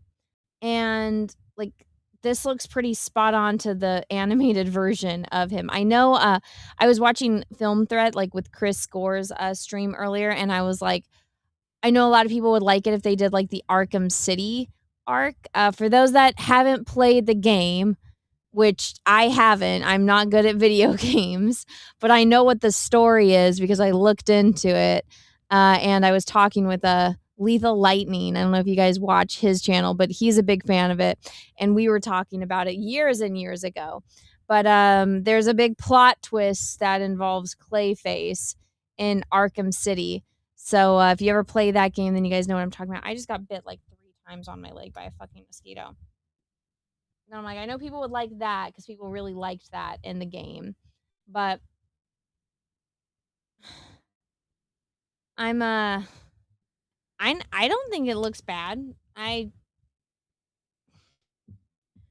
think the most annoying thing of this trailer was the fact that that chick is in Hollywood and she didn't get braces.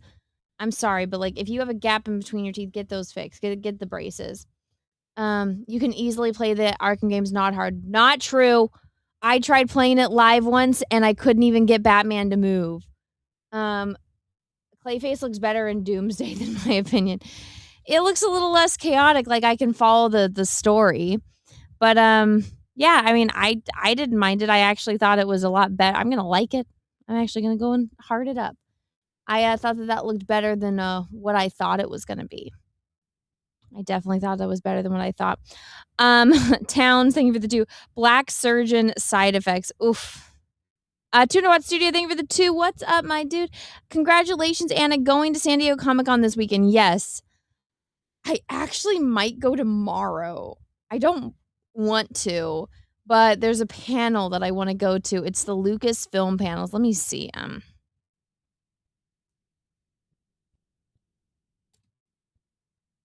So let me pull up the programming schedule. Here we go. I hope. Let's see. I just need it right here. Okay. So tomorrow at San Diego Comic-Con. Okay, so this is Wednesday. So I'm not obviously I'm not there. Tomorrow they have a wait, Deep Space Nine. Okay, some of these like you watch it like it's a well, not a movie, but some of them are movies, but you can just like watch the episode or stuff. Okay. Let me see if I can find it. There is a Lucasfilm or it's the Lucas Museum. It's at 4 something. I have it marked in my book, but I don't that would mean I drive there and back 4 days in a row cuz I live like I live about 2 hours north of San Diego. And so instead of paying $600 a night, I just drive there every day because the hotels are absolutely insane for San Diego Comic-Con. Let me see. Does it say what time these are at? Let's see. Cat Lady. Will it say what time is it at? 10 a.m. Okay, so look at this is we're still at 10 a.m. I need to go. It's at 4 something. Is okay. Oh my God, 10:50. Look at how many freaking panels are going on at Comic-Con. Okay, we need to go to 4. Let's see. 4. 3 p.m. Okay. Here we go. The Lucasfilm or the Lucas Museum panel. That's one that I would consider going to. But then I have to drive there. Just for that, pretty much. Let's see. Okay, inside Lucas Museum.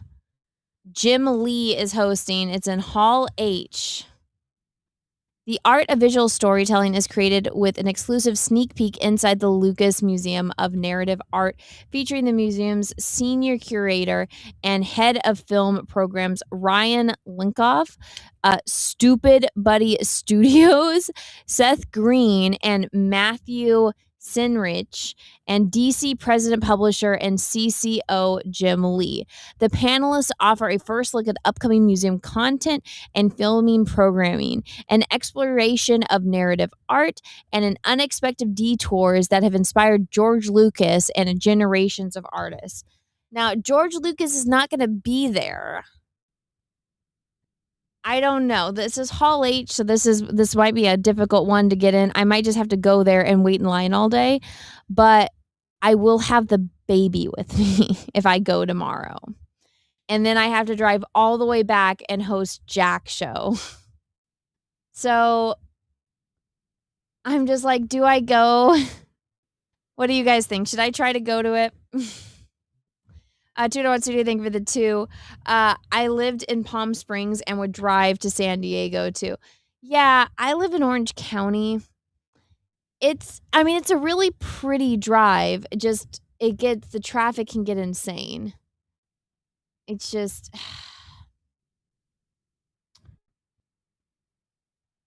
I don't know. I don't know. I'm going to be debating this all night. Not with the baby. No. I have to pick up my badge anyway. I almost went today. I almost was just like, fuck it. I'll go today. But I didn't. I did not. I almost did. I've taken the baby with me before. I just didn't know if I wanted to take her today. Peaches will be with me on the weekend. I think he's gonna come. I think he wants to come, but let's see.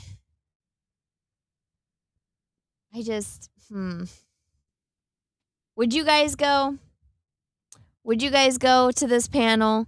Like, I would be driving there just for this panel. I don't know if it's worth it because it's 2 hours there and 2 hours back with a baby. And then I have to pay for parking. I have to pay for the gas and food.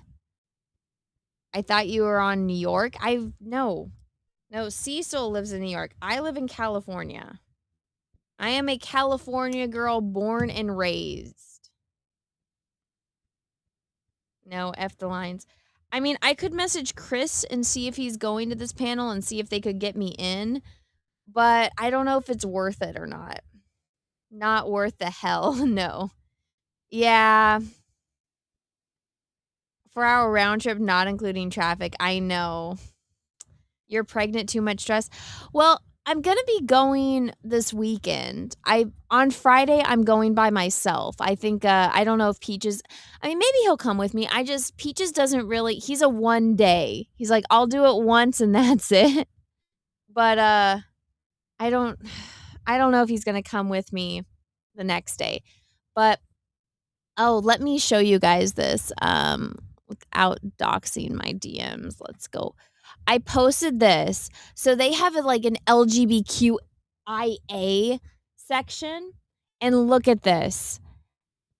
Look at these panels that are going to be up there. So this is the category. So if you get the San Diego Comic-Con app, you can go through and like filter what you want to look at. This is it. LGBTQIA+.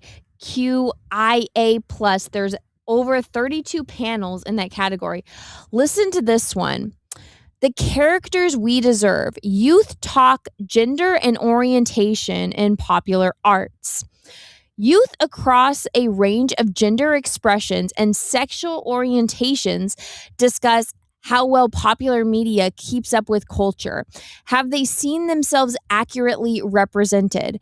In what ways is pop culture still behind the times? What kind of characters would they like to see? How has media representation of sexuality and gender helped them understand themselves? Gender and sexuality experts, Dr. Heather Burbett and Dr. Stacy Wutnick facilitate the conversation as Tara Heredisi, age 13, and Mars Watson, age 16, and Michaela Babu, age 23, speak from the heart with audience questions and experiences included. So they're going to have a 13-year-old and a 16-year-old talk about sexual orientation and gender and representation. I'm sorry, but this should not be allowed. That's kind of demented, in my opinion. Who cares? I do, because I have a child. I'm about to have a second child. I have a stepdaughter. Like, I don't think you should be bringing children and asking them about sexual stuff. I don't think that that's right. Yeah, I cannot believe that this is, have I seen kids? I have kids. Like, I just think that this is kind of demented. Listen, I've told this story plenty of times. When I watched Star Wars for the first time, I connected with Luke Skywalker because he was just some guy. He was just some kid that lived on a farm in the middle of nowhere. And he was able to go and save the galaxy. When he looks at the binary sunset, I had never connected with anything in my life the way I connected with that moment, because there was so many times, because I grew up on a ranch, there was so many times where I would stand there or sit on my tire swing and watch the sunset over the foothills in California and watch the sunset. And I'm like, oh my God, I've experienced this too. And I connected with Luke Skywalker. Luke Skywalker and I look nothing alike. He's a blonde-haired, blue-eyed man. I might have blonde in my hair now, but I dye it like this because I have white hair, and with my dark hair, it stands out like a sore thumb. So I think it's important for people to be able to connect with others that are different than them. I think it severely limits a human when you can't connect with someone that unless they look exactly like you. I think that that's really, really sad. And the fact that they're teaching these kids that, I think that that's fundamentally wrong. And here's another panel that they have. Comics Arts Conference Session number 14, Enforcing Challenging Codes of Gender and Sexuality. This panel considers the relationship between comics codes and gender codes, asking how the comics medium has both reinforced and challenged normative deceptions or depictions of gender. Viola Burlew, University of Colorado, highlights the role women played in running the infamous Comics Code Authority and analyzing the tangible impacts they had on female-led comic series from 1954 to 1971. Michael McBride unpacks the list of gay cartoonists, Joe Johnson and his fabulous creation, Miss Thing. Ilke DeVere, Birmingham University, argues that asexual paradigm of Mobius Edina reconstructs humanity through perception, transformation, and rationally beyond the body. Like, what is this? Last year at LA Comic Con, I went with Dante to the Gays in Sports comics panel, and it was very cringe. But I was dressed as Slave Leia, and I had a drink, so all the lesbians were very happy to see me. It was oh no, I gotta get rid of this. There we go. No spamming my chat. No spamming my chat with this stuff. It's gibberish. Yeah, I'm just like, these are panels that get approved. I feel like I should just apply for like random panels. Let me show you my action figure collection and do a panel at San Diego Comic-Con. Yeah, that's I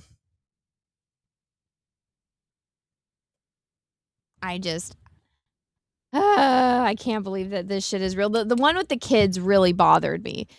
And that one is well, this one's Sunday. This one's Friday at 3 p.m.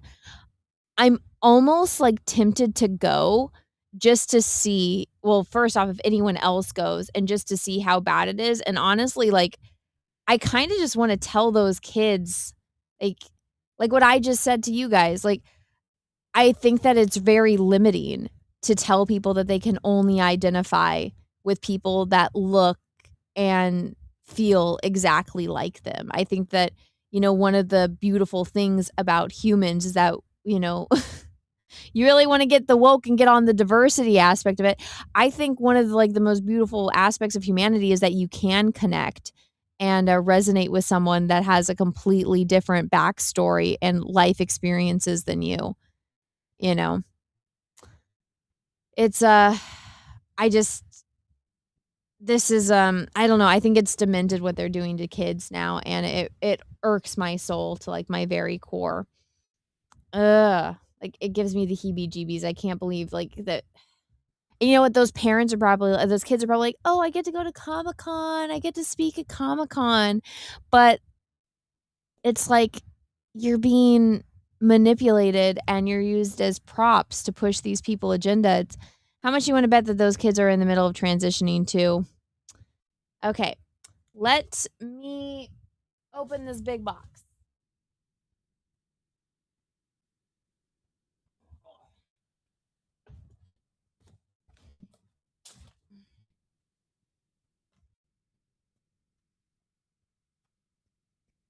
Okay. Okay.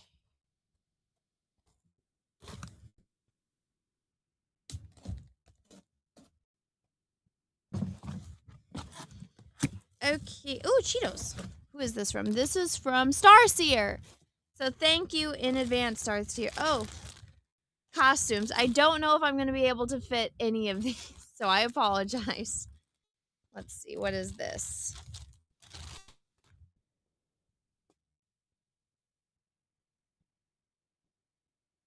Is this the Flintstones? That's what I can think of right now. Oh, is it? What is this? What?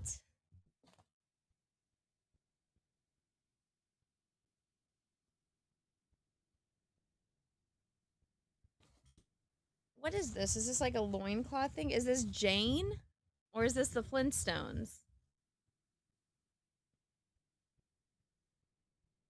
Oh, is this Krista from Fern Gully? Man, Starseer, I have my chat up. What let's see.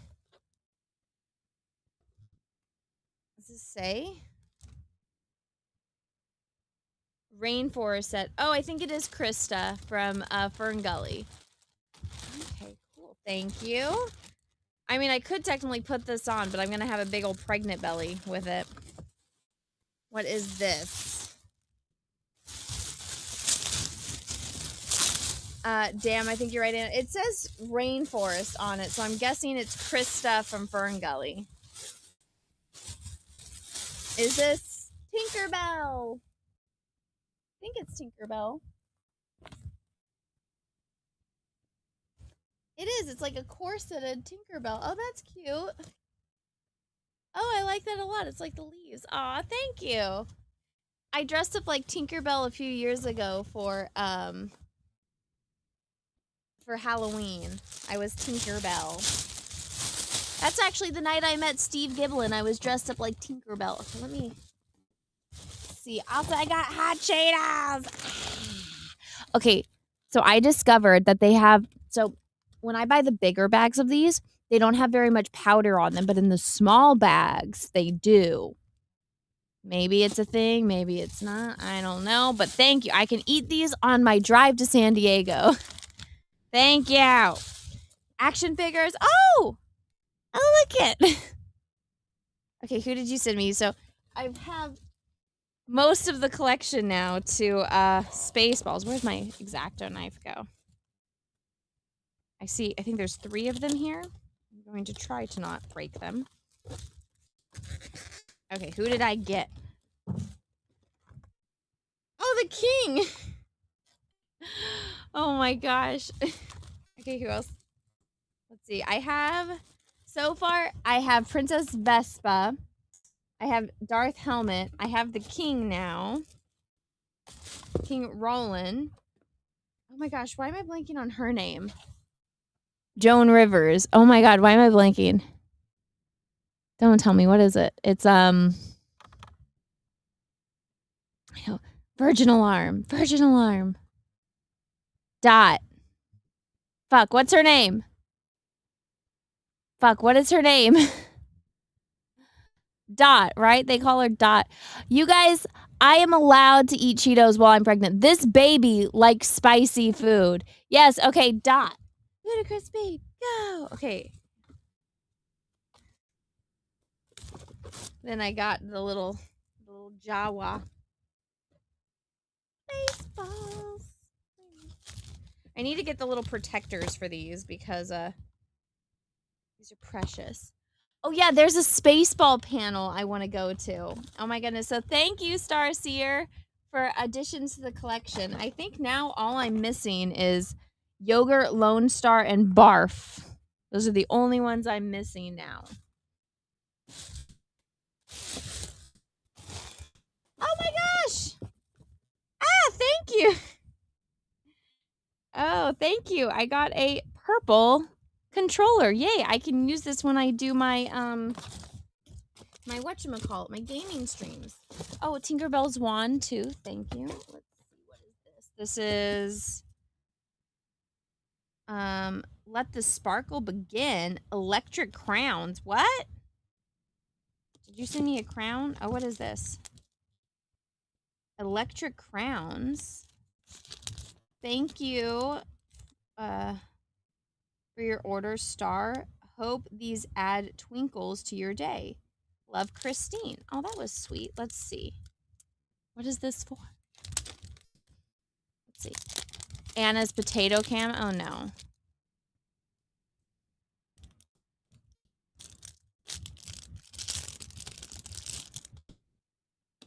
Oh, is it just like little twinkle lights? Is this for Tinkerbell?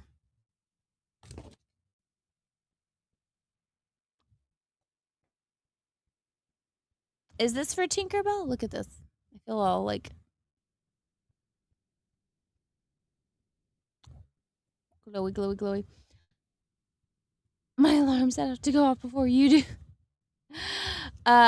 Yep, low res. Oh yay. Oh yay. Well, I'm gonna assume this is for the Tinkerbell, or is it for Krista? I'm not sure. Thank you for the controller. I appreciate it. Mine is pretty messy. Let's see, unless there's something else in here. Let me just check. I told this story. I used to hate the color purple, and then I have a daughter who looks good in purple, and so it's made me like purple, hence I have purple nails. Oh no, it's real. It's actually purple. Okay, cool. Wow. Oh, it's really pretty. Oh, okay, cool. And this looks like it's exactly the same kind of setup as my other controller. That one's wired though. This one has a separate wire for it. Okay. Thank you. When I get back to playing my video games, when I have time. That's the one thing about having kids. You don't have time for anything anymore. Oh well. It's okay. I love my baby. And I'm excited to have another one. I miss having a baby. I miss a little itty bitty baby. I'm so excited. I get my baby back. I get another little baby. I'm so excited. I miss when my girl was so little. She was tiny. Like, the only thing she would fit in is, like, American Girl doll clothes. Now when we, like, go to the store and we're in the toy aisle with my daughter, we just, like, look at, like, the baby stuff and we're like, this is how little she was. Like, she could fit in this. She was so little. Okay, what is... Oh, Tinkerbell shoes! Oh, thank you! Oh, these are cute! Hold on, let me see.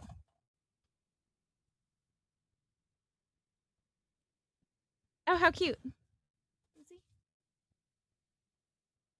Tinkerbell. Oh my gosh, my dog is going to try to eat these. Thank you, Starseer. Oh, look it. It's got a little wand too. It says Magic Wishing Wand. Look at how cute that is. I got 2 wands. Thank you. Thank you. I appreciate that. Do you have an ET on the iBook? I announced this earlier. Jake. Where is it? I just... Okay. Jake. My iBooks have been in for a while. Indiegogo will not let me see my backer information for this project. If you send me a screenshot of your order, and I need your... If you want me to send it to you... Send me a screenshot of your order with your shipping information and I can ship it to you. I have all the books. I have all this, like the extra add-on stuff. I have all the shipping stuff. Indiegogo, since they switched owners, will not let me see my backer information. They closed my campaign. I can't make any changes to anything, but it's here. I've had them. I want to send them to you guys. I just can't. I've been waiting for like a month for Indiegogo support to get back to me, and they haven't. And I'm like, I need to see my backer information. How am I supposed to send people product if I can't access it? So, Jake, if you ordered my iBook, email me your information. I'm completely fine with it going that way. Yeah, listen, they got bought out. Indiegogo sold out to another company, and this company came in and changed everything. I'm so happy I finished sending out my calendars before they made this change, but I didn't take down my iBook campaign. They did, and now I don't have access to anything. So I will never use Indiegogo again. I'm not happy. It's here. I have everything. I have... I think stickers, postcards, bookmarks. I have everything. I have all the shipping supplies. They're literally just sitting here in boxes, and I can't move them because I've been waiting for Indiegogo's customer service to get back to me so I can send out orders. And I can't access anything. So if you guys backed this book, I will take it on the honor system. Send me a screenshot of your information and I will send you your order. and I'll keep it all marked so that way if I ever do get back into Indiegogo, I can go and mark everything as sent. But how can we find that info? If you can we forward the receipt to your email? If it has what you ordered, like, do you remember what you ordered? Like, did you I need what you ordered. So I need to know, like, what tier, because what if you backed one book, or what if you backed 2 books and you just like, I just ordered the book, but you forgot that you ordered 2 books and I just sent you 1 book. So I want you to get what you ordered. So you know what, Jake, email me and we can work it out to try to figure it out. But it's I'll never use Indiegogo again. I think if I ever do another iBook, it'll have to be on Kickstarter, because that's pretty much the only platform now. People have said, like, Anna, what about Fund My Comic? This isn't a comic book. This is an art book. And then people said, like, the Back Me Bro stuff. And I'm like, I mean, I trust Shane and Yanzi, but what I've seen from what Shane's doing is they're doing the beta version now, and then he's slowly going to have it be for people. So depending on when I do the next book or not, I don't know if they'll even be in that phase. And it sounds like it's just going to be a few small campaigns at first, but I'll just, if I have to do anything, I'll just use Kickstarter. So yeah, because this is an art book. It's not a comic book. It's not a graphic novel. It's it's literally just like, it's the eye project. It's my art book. Like, look, there's me, and here's all of the eyes that I've painted. So this is the first 100 eyes. So if you guys send me your backer information, I can send it out to you, and then I can put the rest of them up on my Etsy, because I did over order. So yeah. IGG sent you an email when you backed with a backing number. But see, here's the thing. I can't access your backing number. Like, if it tells me you can tell me your backing number, but because I can't access the back end of Indiegogo to see your guys' orders, I can't see what you guys ordered. If you guys have a way, I know when I order stuff from Indiegogo before, it'll send like a picture of what you guys got, or it'll say tier 1, tier 2, or whatever the tier's name is. So if you guys have that, I'm happy. Like, I want to get this to you. I've had it here. I want it in your guys' hands. This has been years of my life. So I want to get it out to everyone that I can. So if you guys have that information, I'm happy if you send me a screenshot. I want to get these to you. And also, I was going to start sketching in them, because there was a bunch of people that got it with the sketch, and I can't access it. It's so insanely frustrating. But that's where I'm at with it. Stars here, thank you for the 5. That's okay. I'll pay for you to put it on next year. I don't know what happened to the note in there. Oh, well.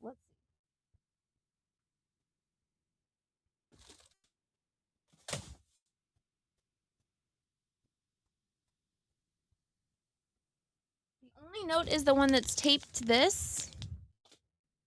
Unless it fell out when I took something out. From the previous package. Oh, here it is.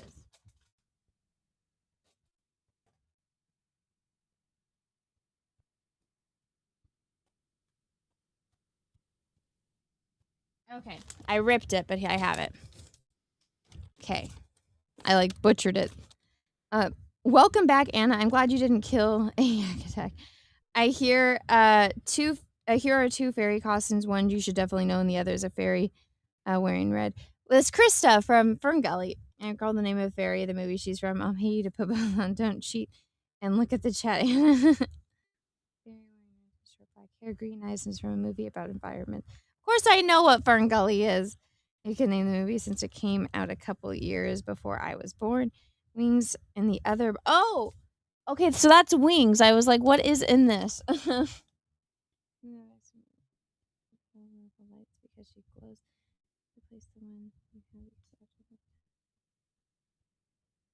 Oh, thank you.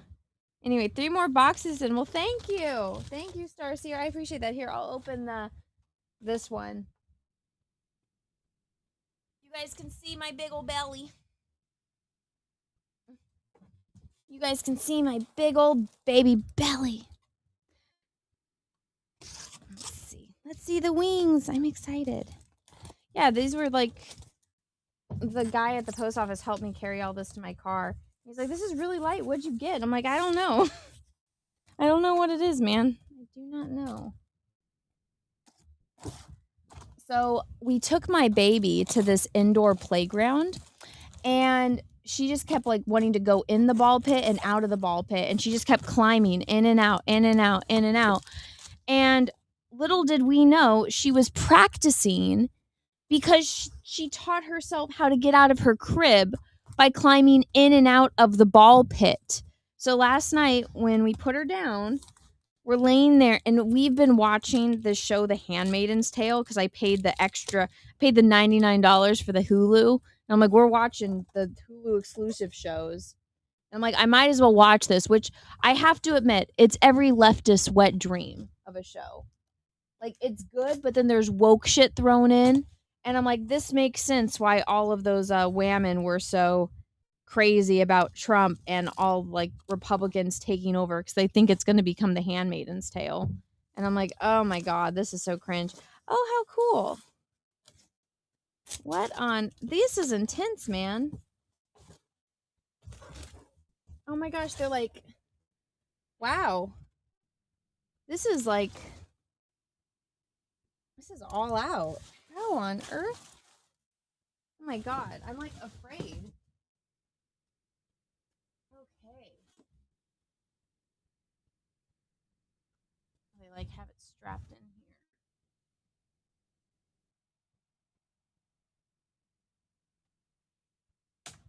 I'm like afraid to break these.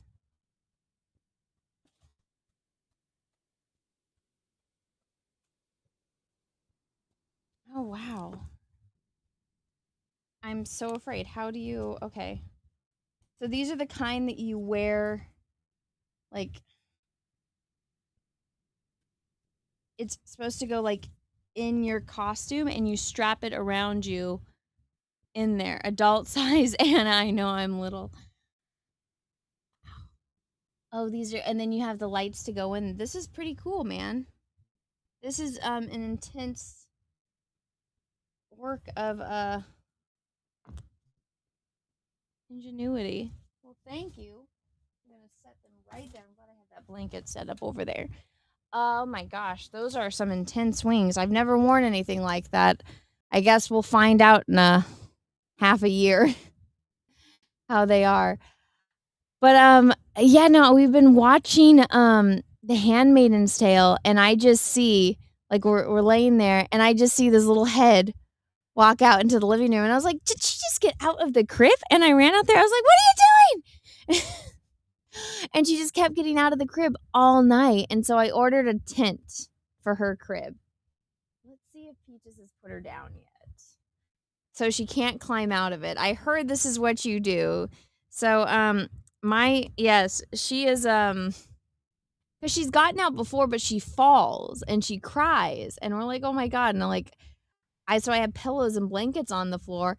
But this little kid spent the entire time at the indoor play place climbing in and out of the ball pit so she could get her practice climbing in and out of the crib. I'm like, this little shit. She's too smart for her own good. I swear. That is my baby. That's my little baby. She's so cute, though. It's not fair. Mr. Canadian, thank you for the one. I forwarded my confirmation email from Indiegogo to you. I would like the book signed. How much for the signature? You had to get it signed. There was a tier for it. Okay, let me check. Let me see if I got it. Okay, yeah, you got level 1. Okay. Wait, is this you? Oh no, this is Jake.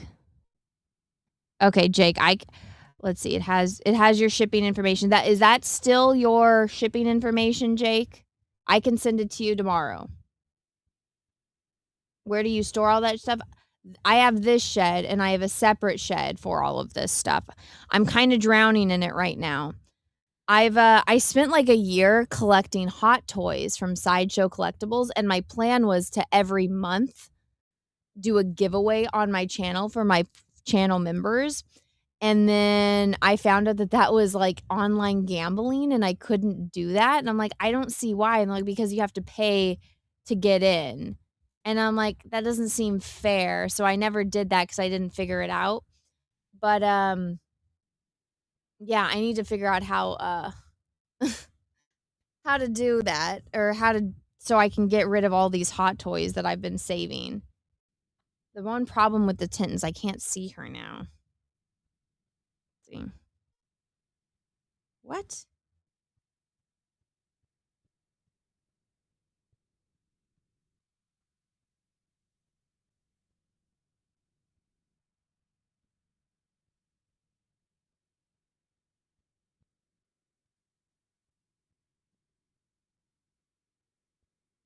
Oh my God. Okay. Oh, I've been trying to get Camelot to come on the Jack show, and he just sent me this message, and I'm like, oh my God, dude, Jesus. But okay. Maybe you can do a drawing through Rumble. I don't know, because it was for my YouTube, because I wanted to do something for my YouTube members to grow my YouTube members, but now I just might have to do like, you have to be subscribed to my channel, you know. Let's see. The next thing you know, she'll be climbing out the window and hanging out with boys. No, my little baby can't be doing that. Let me text Peaches and see if the baby went to sleep.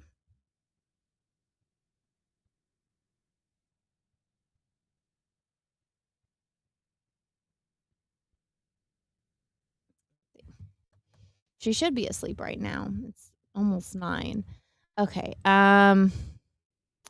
Let's see. Mr. Canadian, did you send me an email? Okay. Jake, I got yours. Mr. Canadian, if this is you, the level 4 contains 1 book signed, a limited edition print, a bookmark, and a sticker. Okay. And then the shipping, I'm going to assume that this is not you because it's in America. Okay, so this isn't doxing anyone. This is from Michael. So I got the email from Michael. I'm just going to make a folder for all of these. Let's move to a folder. New folder, create new. Okay. We'll put that in there.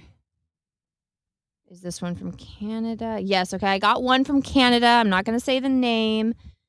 It's just level 1. I'm going to move that to my book. Okay, I've moved it so that way I can go and put all of this.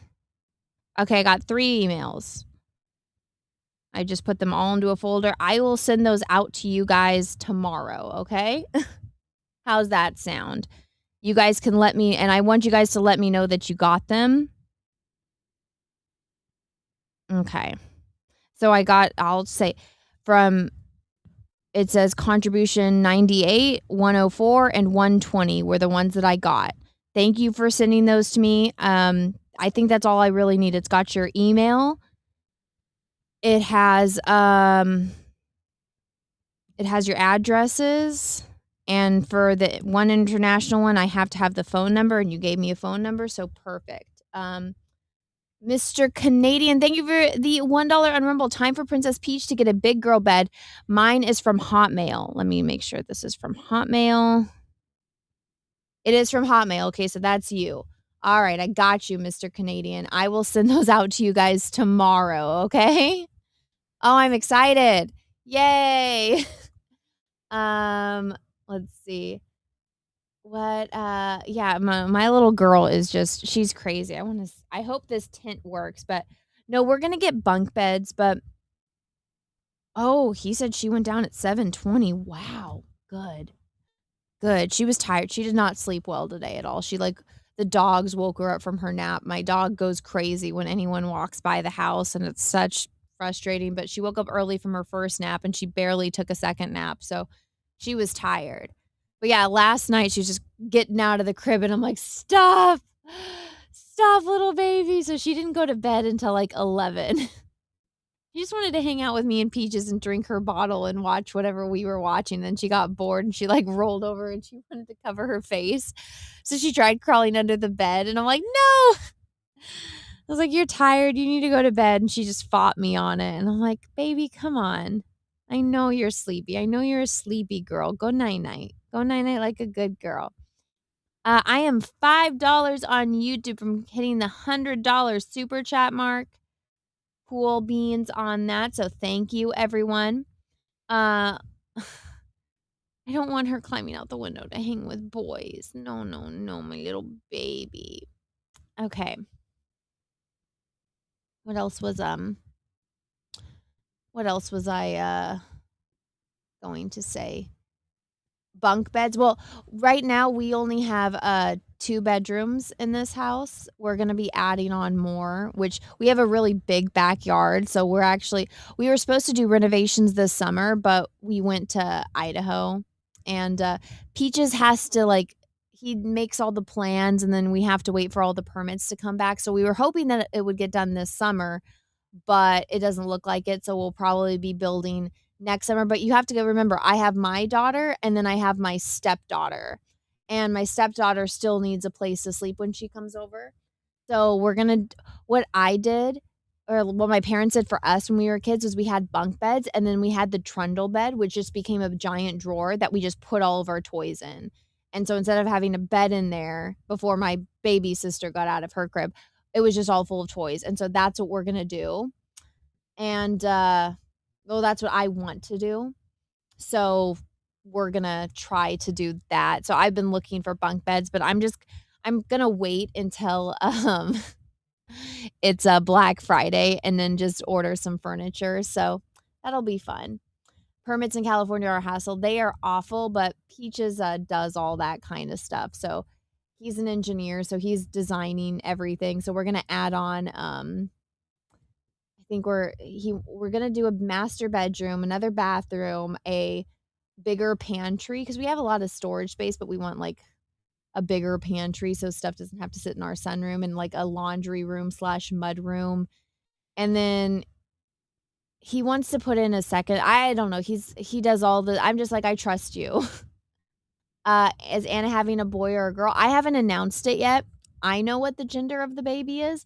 I'm gonna post a really cheesy video of me doing the popper thing so you guys can see. I'll do the popper so you guys can see, and that'll be on my Instagrams. I'll be like, it's let's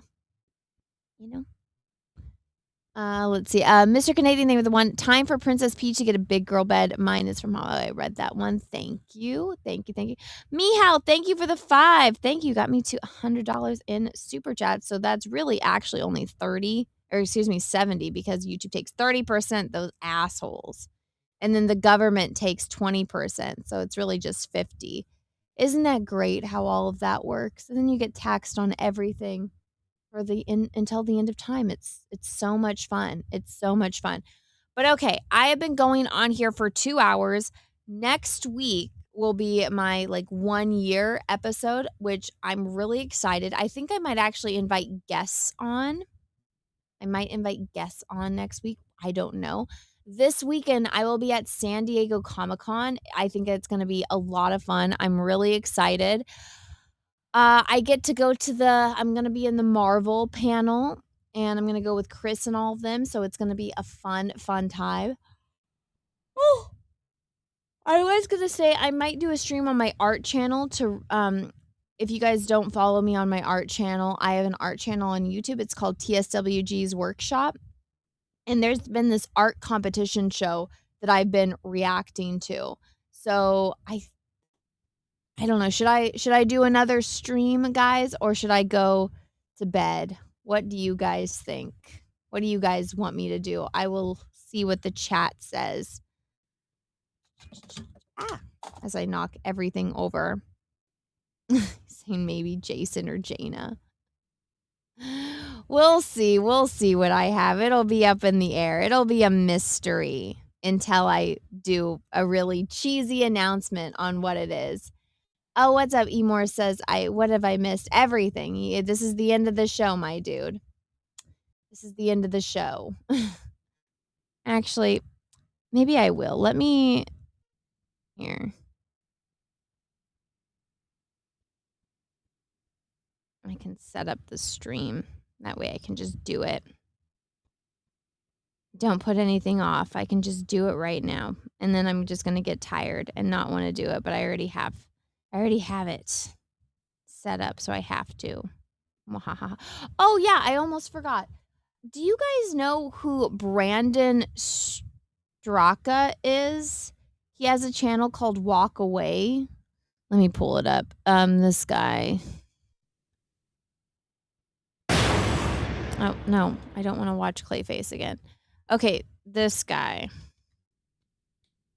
He invited me, or his, like, a representative. What is this? Okay, here we go. So this channel, the Walk Away campaign, they messaged me, this guy right here, the Brandon Straka.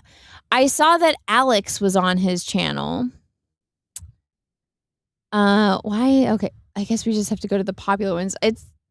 I got this message on Twitter, and it says, hi, Anna. This is Zach from Brandon's team reaching out on his behalf.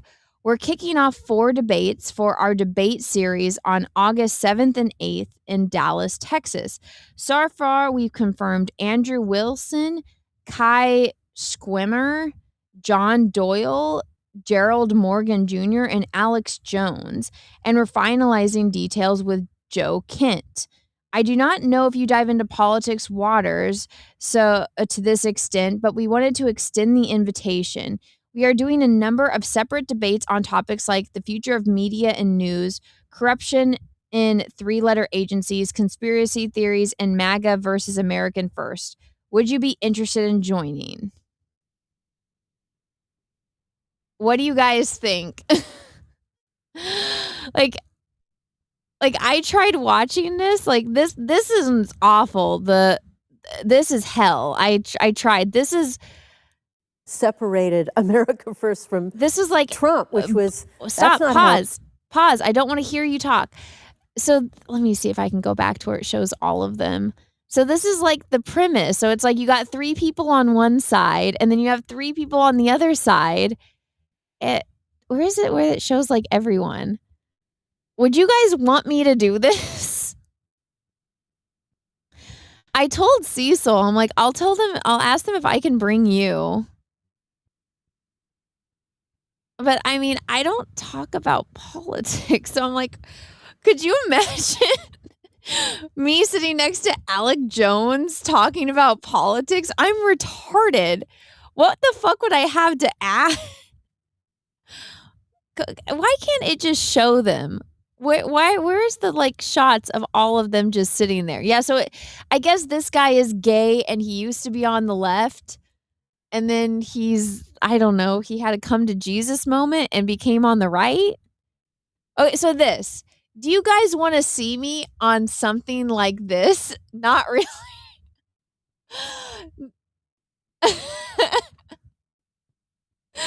Like, should I do this? I'm like, why did you ask me? And I told Peaches, I'm like, I think maybe it's because my Odyssey review is going viral. Crouching Taylor, Hidden Swift. Being honest, you would get obliterated. Well, maybe they would be nice to me because I'm pregnant. Only if you have Cecil with you. That's just don't. Anna looks stupid. What? Anna, this is not your thing. That's what I was like, why? Like, but they did say the future of media, news, corruption in 3-letter agencies, conspiracies, and MAGA. I mean, I could talk about the future of media. like, I don't think I can sit there and debate Alex Jones on it. And there's nothing I would have to debate on him with. I could tell him, like, I didn't know what the Sandy Hook was until I heard about his trial, and I still don't really know what it is. Andrew Wilson is a debater. I've almost thought about asking Andrew Wilson to come on Jack's show because he follows me.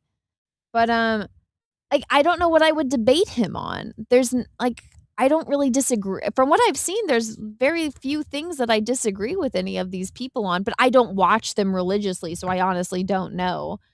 But here, I can't do this on Rumble. I mean, I can respond to them and say, like, maybe. Okay, let's see. Also the results from the last poll was maybe. Start a poll. Okay, here we go.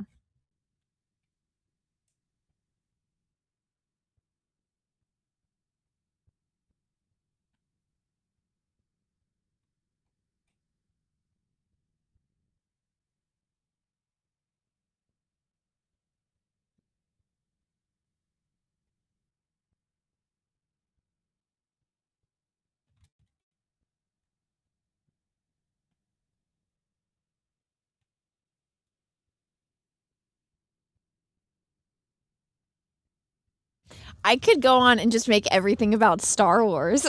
I could troll.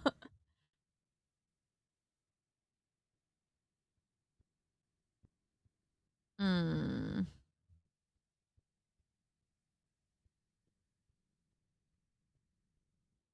Okay. I put yes, no. I think you should decline. I know. I would be I know how tall Alex is. I would be like swinging my feet in this chair.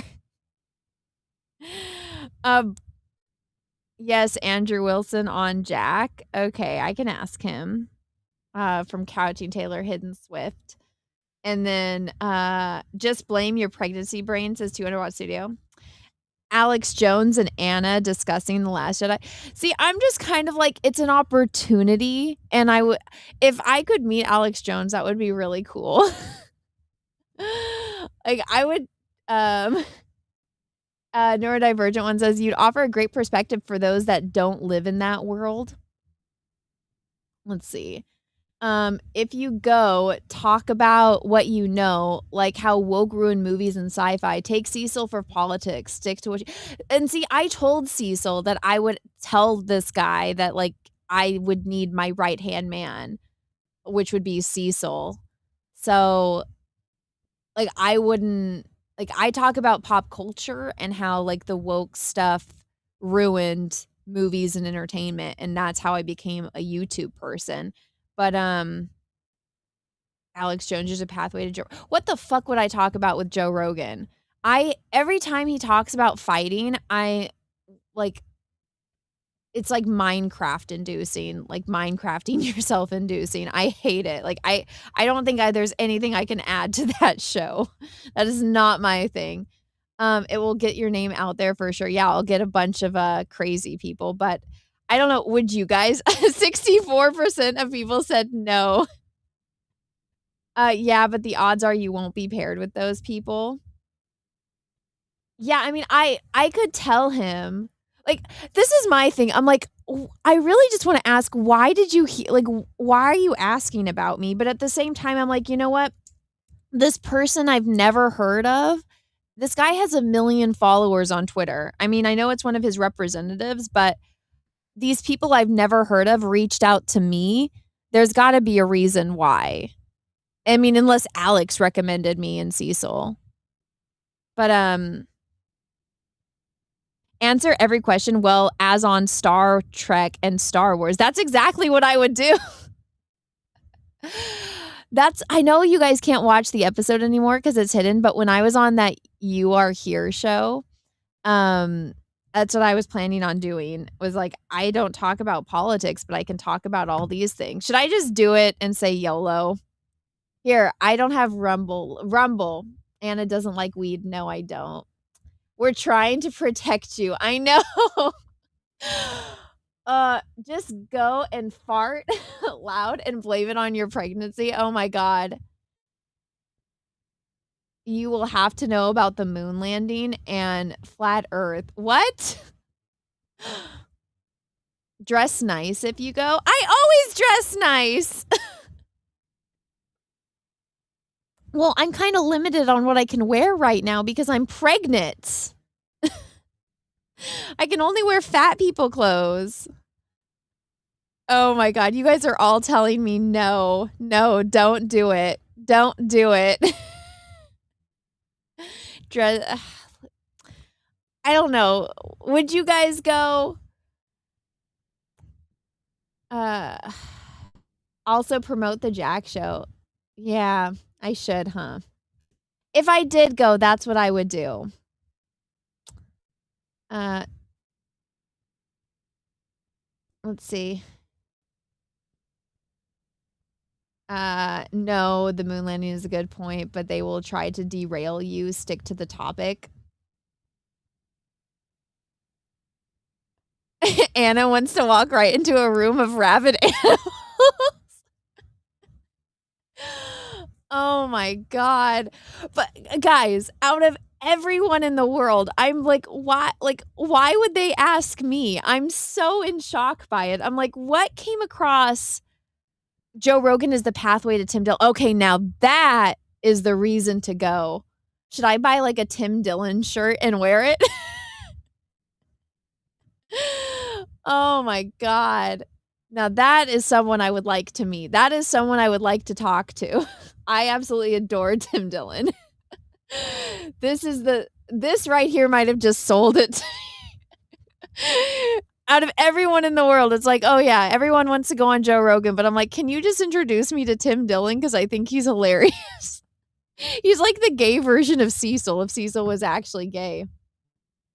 Alex Jones is also the pathway to Tim Dillon.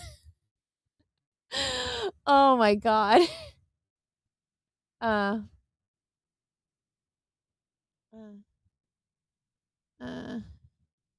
see. You're trending with recent topics. Is that how you think they found me? I think so too. I think my Odyssey review kind of did it. I don't know. Like I'm genuinely in shock that something like this hit me up. I mean, maybe I should just take the opportunity and make the most of it. I don't know. I'm so nervous. I guess we can talk about it more on Jack's show. I need to respond soon because it's going to happen in like the next week or so. But no, I would want Cecil there with me. And if not Cecil, I'd recommend Ethan because Ethan doesn't follow politics as much anymore, but he'd have an interesting perspective on it. But I don't know. I'm so nervous. I can't believe that they asked me. I'm just like, what? Oh my God. 200-watt studio. Thank you. Wear your 7 of 9 outfit. I can't. I'm pregnant. I have a giant baby belly. You don't want to go out and look dumb either. As a well-known admiral said, it's a trap. Anna, can you fly while pregnant? Yes, I can still fly. I flew to Idaho. I had to fly because I couldn't sit in a car that long. Let's see.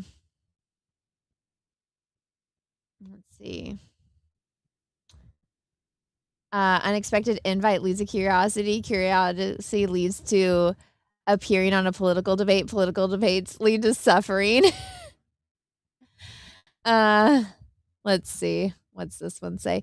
You've had a few reviews back to back that got more attention outside the circle. However, as much as I generally say take advantage of opportunities, I'm not sure it would be a great time.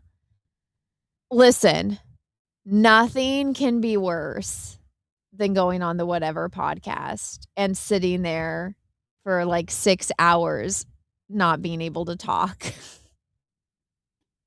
and having all the answers that I had get stolen from me because I went after. Yeah, Yeah, you might get some crazy stalkers. I don't know why. I mean, I'd have my wedding ring and I'd have a big old pregnant belly. I don't know.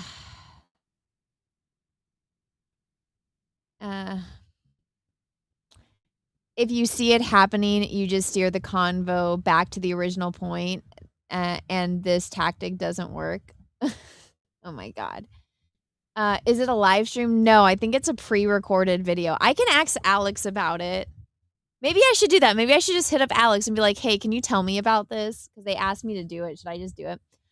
Contact them and find out more. Bring Alex Stein with you. Make contacts and invite interesting people on the Jack Show. See, there you go. That's networking. Networking, Mr. Canadian. That's a great idea. Rag Fry.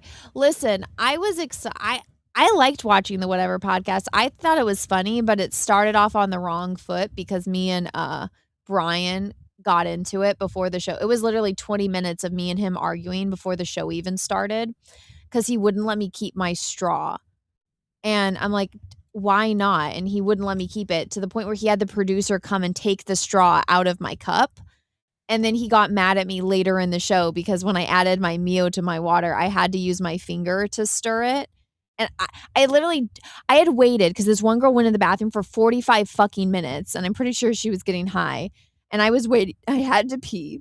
I was waiting to go to the bathroom. I went to the bathroom. I washed my hands. I came back. I refilled my water. I went to go put the Mio in it, and I had to stir it with my finger because the mofo took my straw, and he starts yelling at me about it. And I'm like, I just washed my hands. But no, before the show even started, somebody asked me how I would answer every single question, and I ignorantly told that person how I would answer every single question, and that person got to answer before me. And if you go back and watch that, I'm like looking and I'm like, you got to be fucking kidding me. And I'm like, you literally just stole every single answer to all of these questions. You literally asked me all of these questions beforehand. I gave you my answers and you stole all of my answers. And then when it got to me, I looked stupid. I was so irritated. I'm like, you got to be fucking kidding me. And so, yeah, it was not a good time. So, yeah, nothing could be worse than that. Let's see. This reminds me of how you boys act pass up the opportunity to go on Joe Rogan to instead go on the late night show where they destroyed the interview through editing. Yeah. I don't know. I'm going to message Alex and ask him about this and say like, hey, should I do it? Anyways, I don't know. I thought I would ask you guys to see if you guys were interested in me doing, like, would you guys watch this? Would you guys be fascinated to see how this went, or would it just be embarrassing? Would I just embarrass myself? They asked the same questions to all of the guests. And you know. And I have actually watched the show, and so I knew what to say and like how to answer things, and I had watched previous shows. And so basically, like a week or two before, Destiny and his wife at the time and their friend went on, and it was kind of like that. It was like I was already supposed to go on, but me and my friend found out that we were both going to go on, so we asked if we could go on at the same time. And then they were the couple, and I was like the third wheel. And then they answered questions. And then when it got to me, I looked like the stupid one. And then Brian, the host, was thinking of how just like a week or two ago, he just dealt with the situation with Destiny and their friend, and he kicked that friend out. And I'm like, I look like an idiot now. And I look like that obnoxious friend because I was stupid enough to tell someone else all of my answers for this show before. So, yeah. I'm too excited for this one. I would watch it, but that's not the reason to do it. This might be more painful to watch than the Odyssey. I don't know. Okay, you know what? I'm going to hit up Alex. I'll ask him what he thinks. And we'll see. Russell Hall, thank you for the 2. The more awkward and embarrassing, the better. Thanks, Russell. Thanks.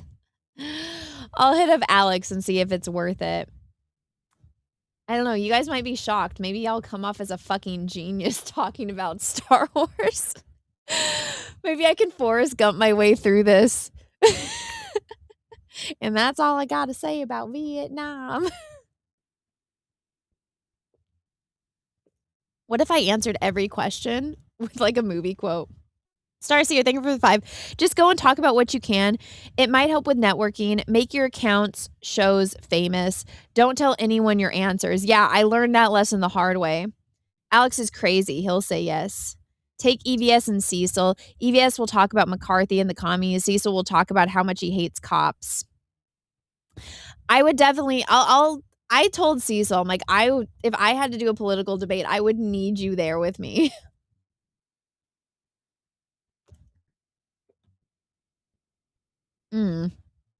I don't know if Ethan would go though, because he has to take care of Andrea. If you do it, I'll pray for you. Thanks. Thanks, my dude. Anna. I don't know. I'm kind of like, maybe I should just take this opportunity to do something different. And also, last time I was pregnant, I went to West Virginia and I went on Pop Culture Crisis. So I'm like, maybe this time I'm pregnant, I should go on another show. So that way both of my babies in utero get to go on a show. You know? Bring Cecil the wingman. You do fine. Missed my super chat. I'm sorry. Let me go back up. Crouching Taylor, Hidden Swift, thank you for the 5. Unless you got Cecil with you, you would have to be Andy Kaufman level troll to be able to survive without knowing indie politics. Who's Andy Kaufman? I don't know who that is. Let me Google him.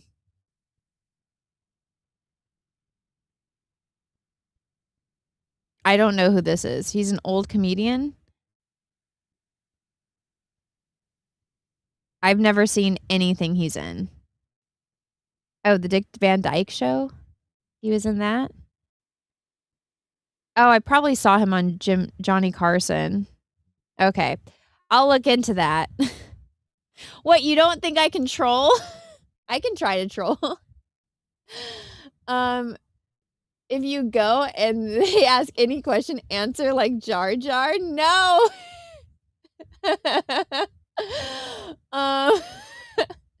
Gump maxing. Seriously. Oh my God. Oh my God. Okay, so the poll on YouTube, just in case anyone was wondering, says it's now 43% say yes and 57% say no. So, Jim Carrey played him. I fucking knew she wouldn't know who this is. Okay. I don't know. I'm like, I'm really flattered that, you know, I got invited to this thing, but I'm kind of like nervous about it. Answer like Yoda. They just made fun of you, Anna. Don't go. I don't care. I can laugh at myself. I don't know. I don't know. Peaches was like, He's like, you don't know anything about politics. I'm like, I know. I can talk about pop culture. I think that would be my answer. My mother would have to come down here and watch the baby for me, though. Lots of people are trying to save you from a terrible fate. LOL.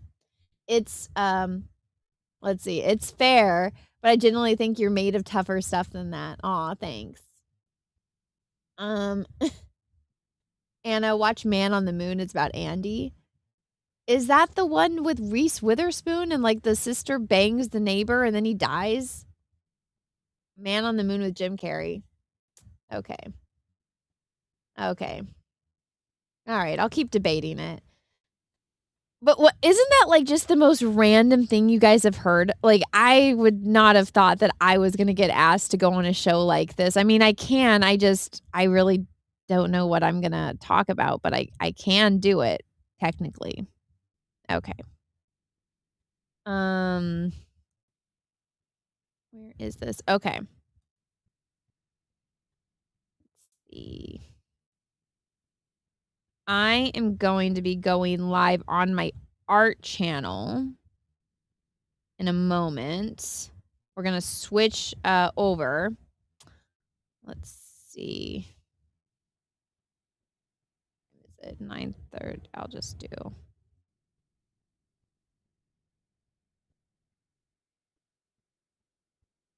There we go. Okay. If you guys would like to come over to my art channel, I'm going to be going live over there in a moment. I'm going to be reacting to an art show. I watch this artist reality show, and I'm going to go react to one of their episodes because I'm 2 episodes behind. So I'm going to go over there. I'm going to react to this episode. But yes, everybody, thank you so much for hanging out. I will be at San Diego Comic-Con this weekend. If you see me, say hi. I will I'll see you guys over there. Here is my link for it. I'm putting it in the chat. Let me go and redirect over here. If I can. Let's see. Where do I redirect? Redirect. There we go. Come on. Ugh. I need to add. How do I add someone? Okay. Whatever. I can't redirect, but guys, go over here. Go and watch me on YouTube. I'm going to be doing a reaction to this art show that I watch. I will see you guys over there in a moment. It's also going to be on Twitch as well. So I'll see you guys over there in a minute. Guys, go over there. I'll see you guys there. Thank you again so much for watching. Please leave me a comment on this live stream. Let me know what you think. And I will see you guys over there on my other channel shortly. Thanks so much for watching. Thank you so much for being here. Next week will be my big 1-year anniversary of doing this show. So thank you so much. I'll see you guys there. There'll be something special and make announcements of it. But I will see you guys over on my art channel in a minute. Bye, everyone.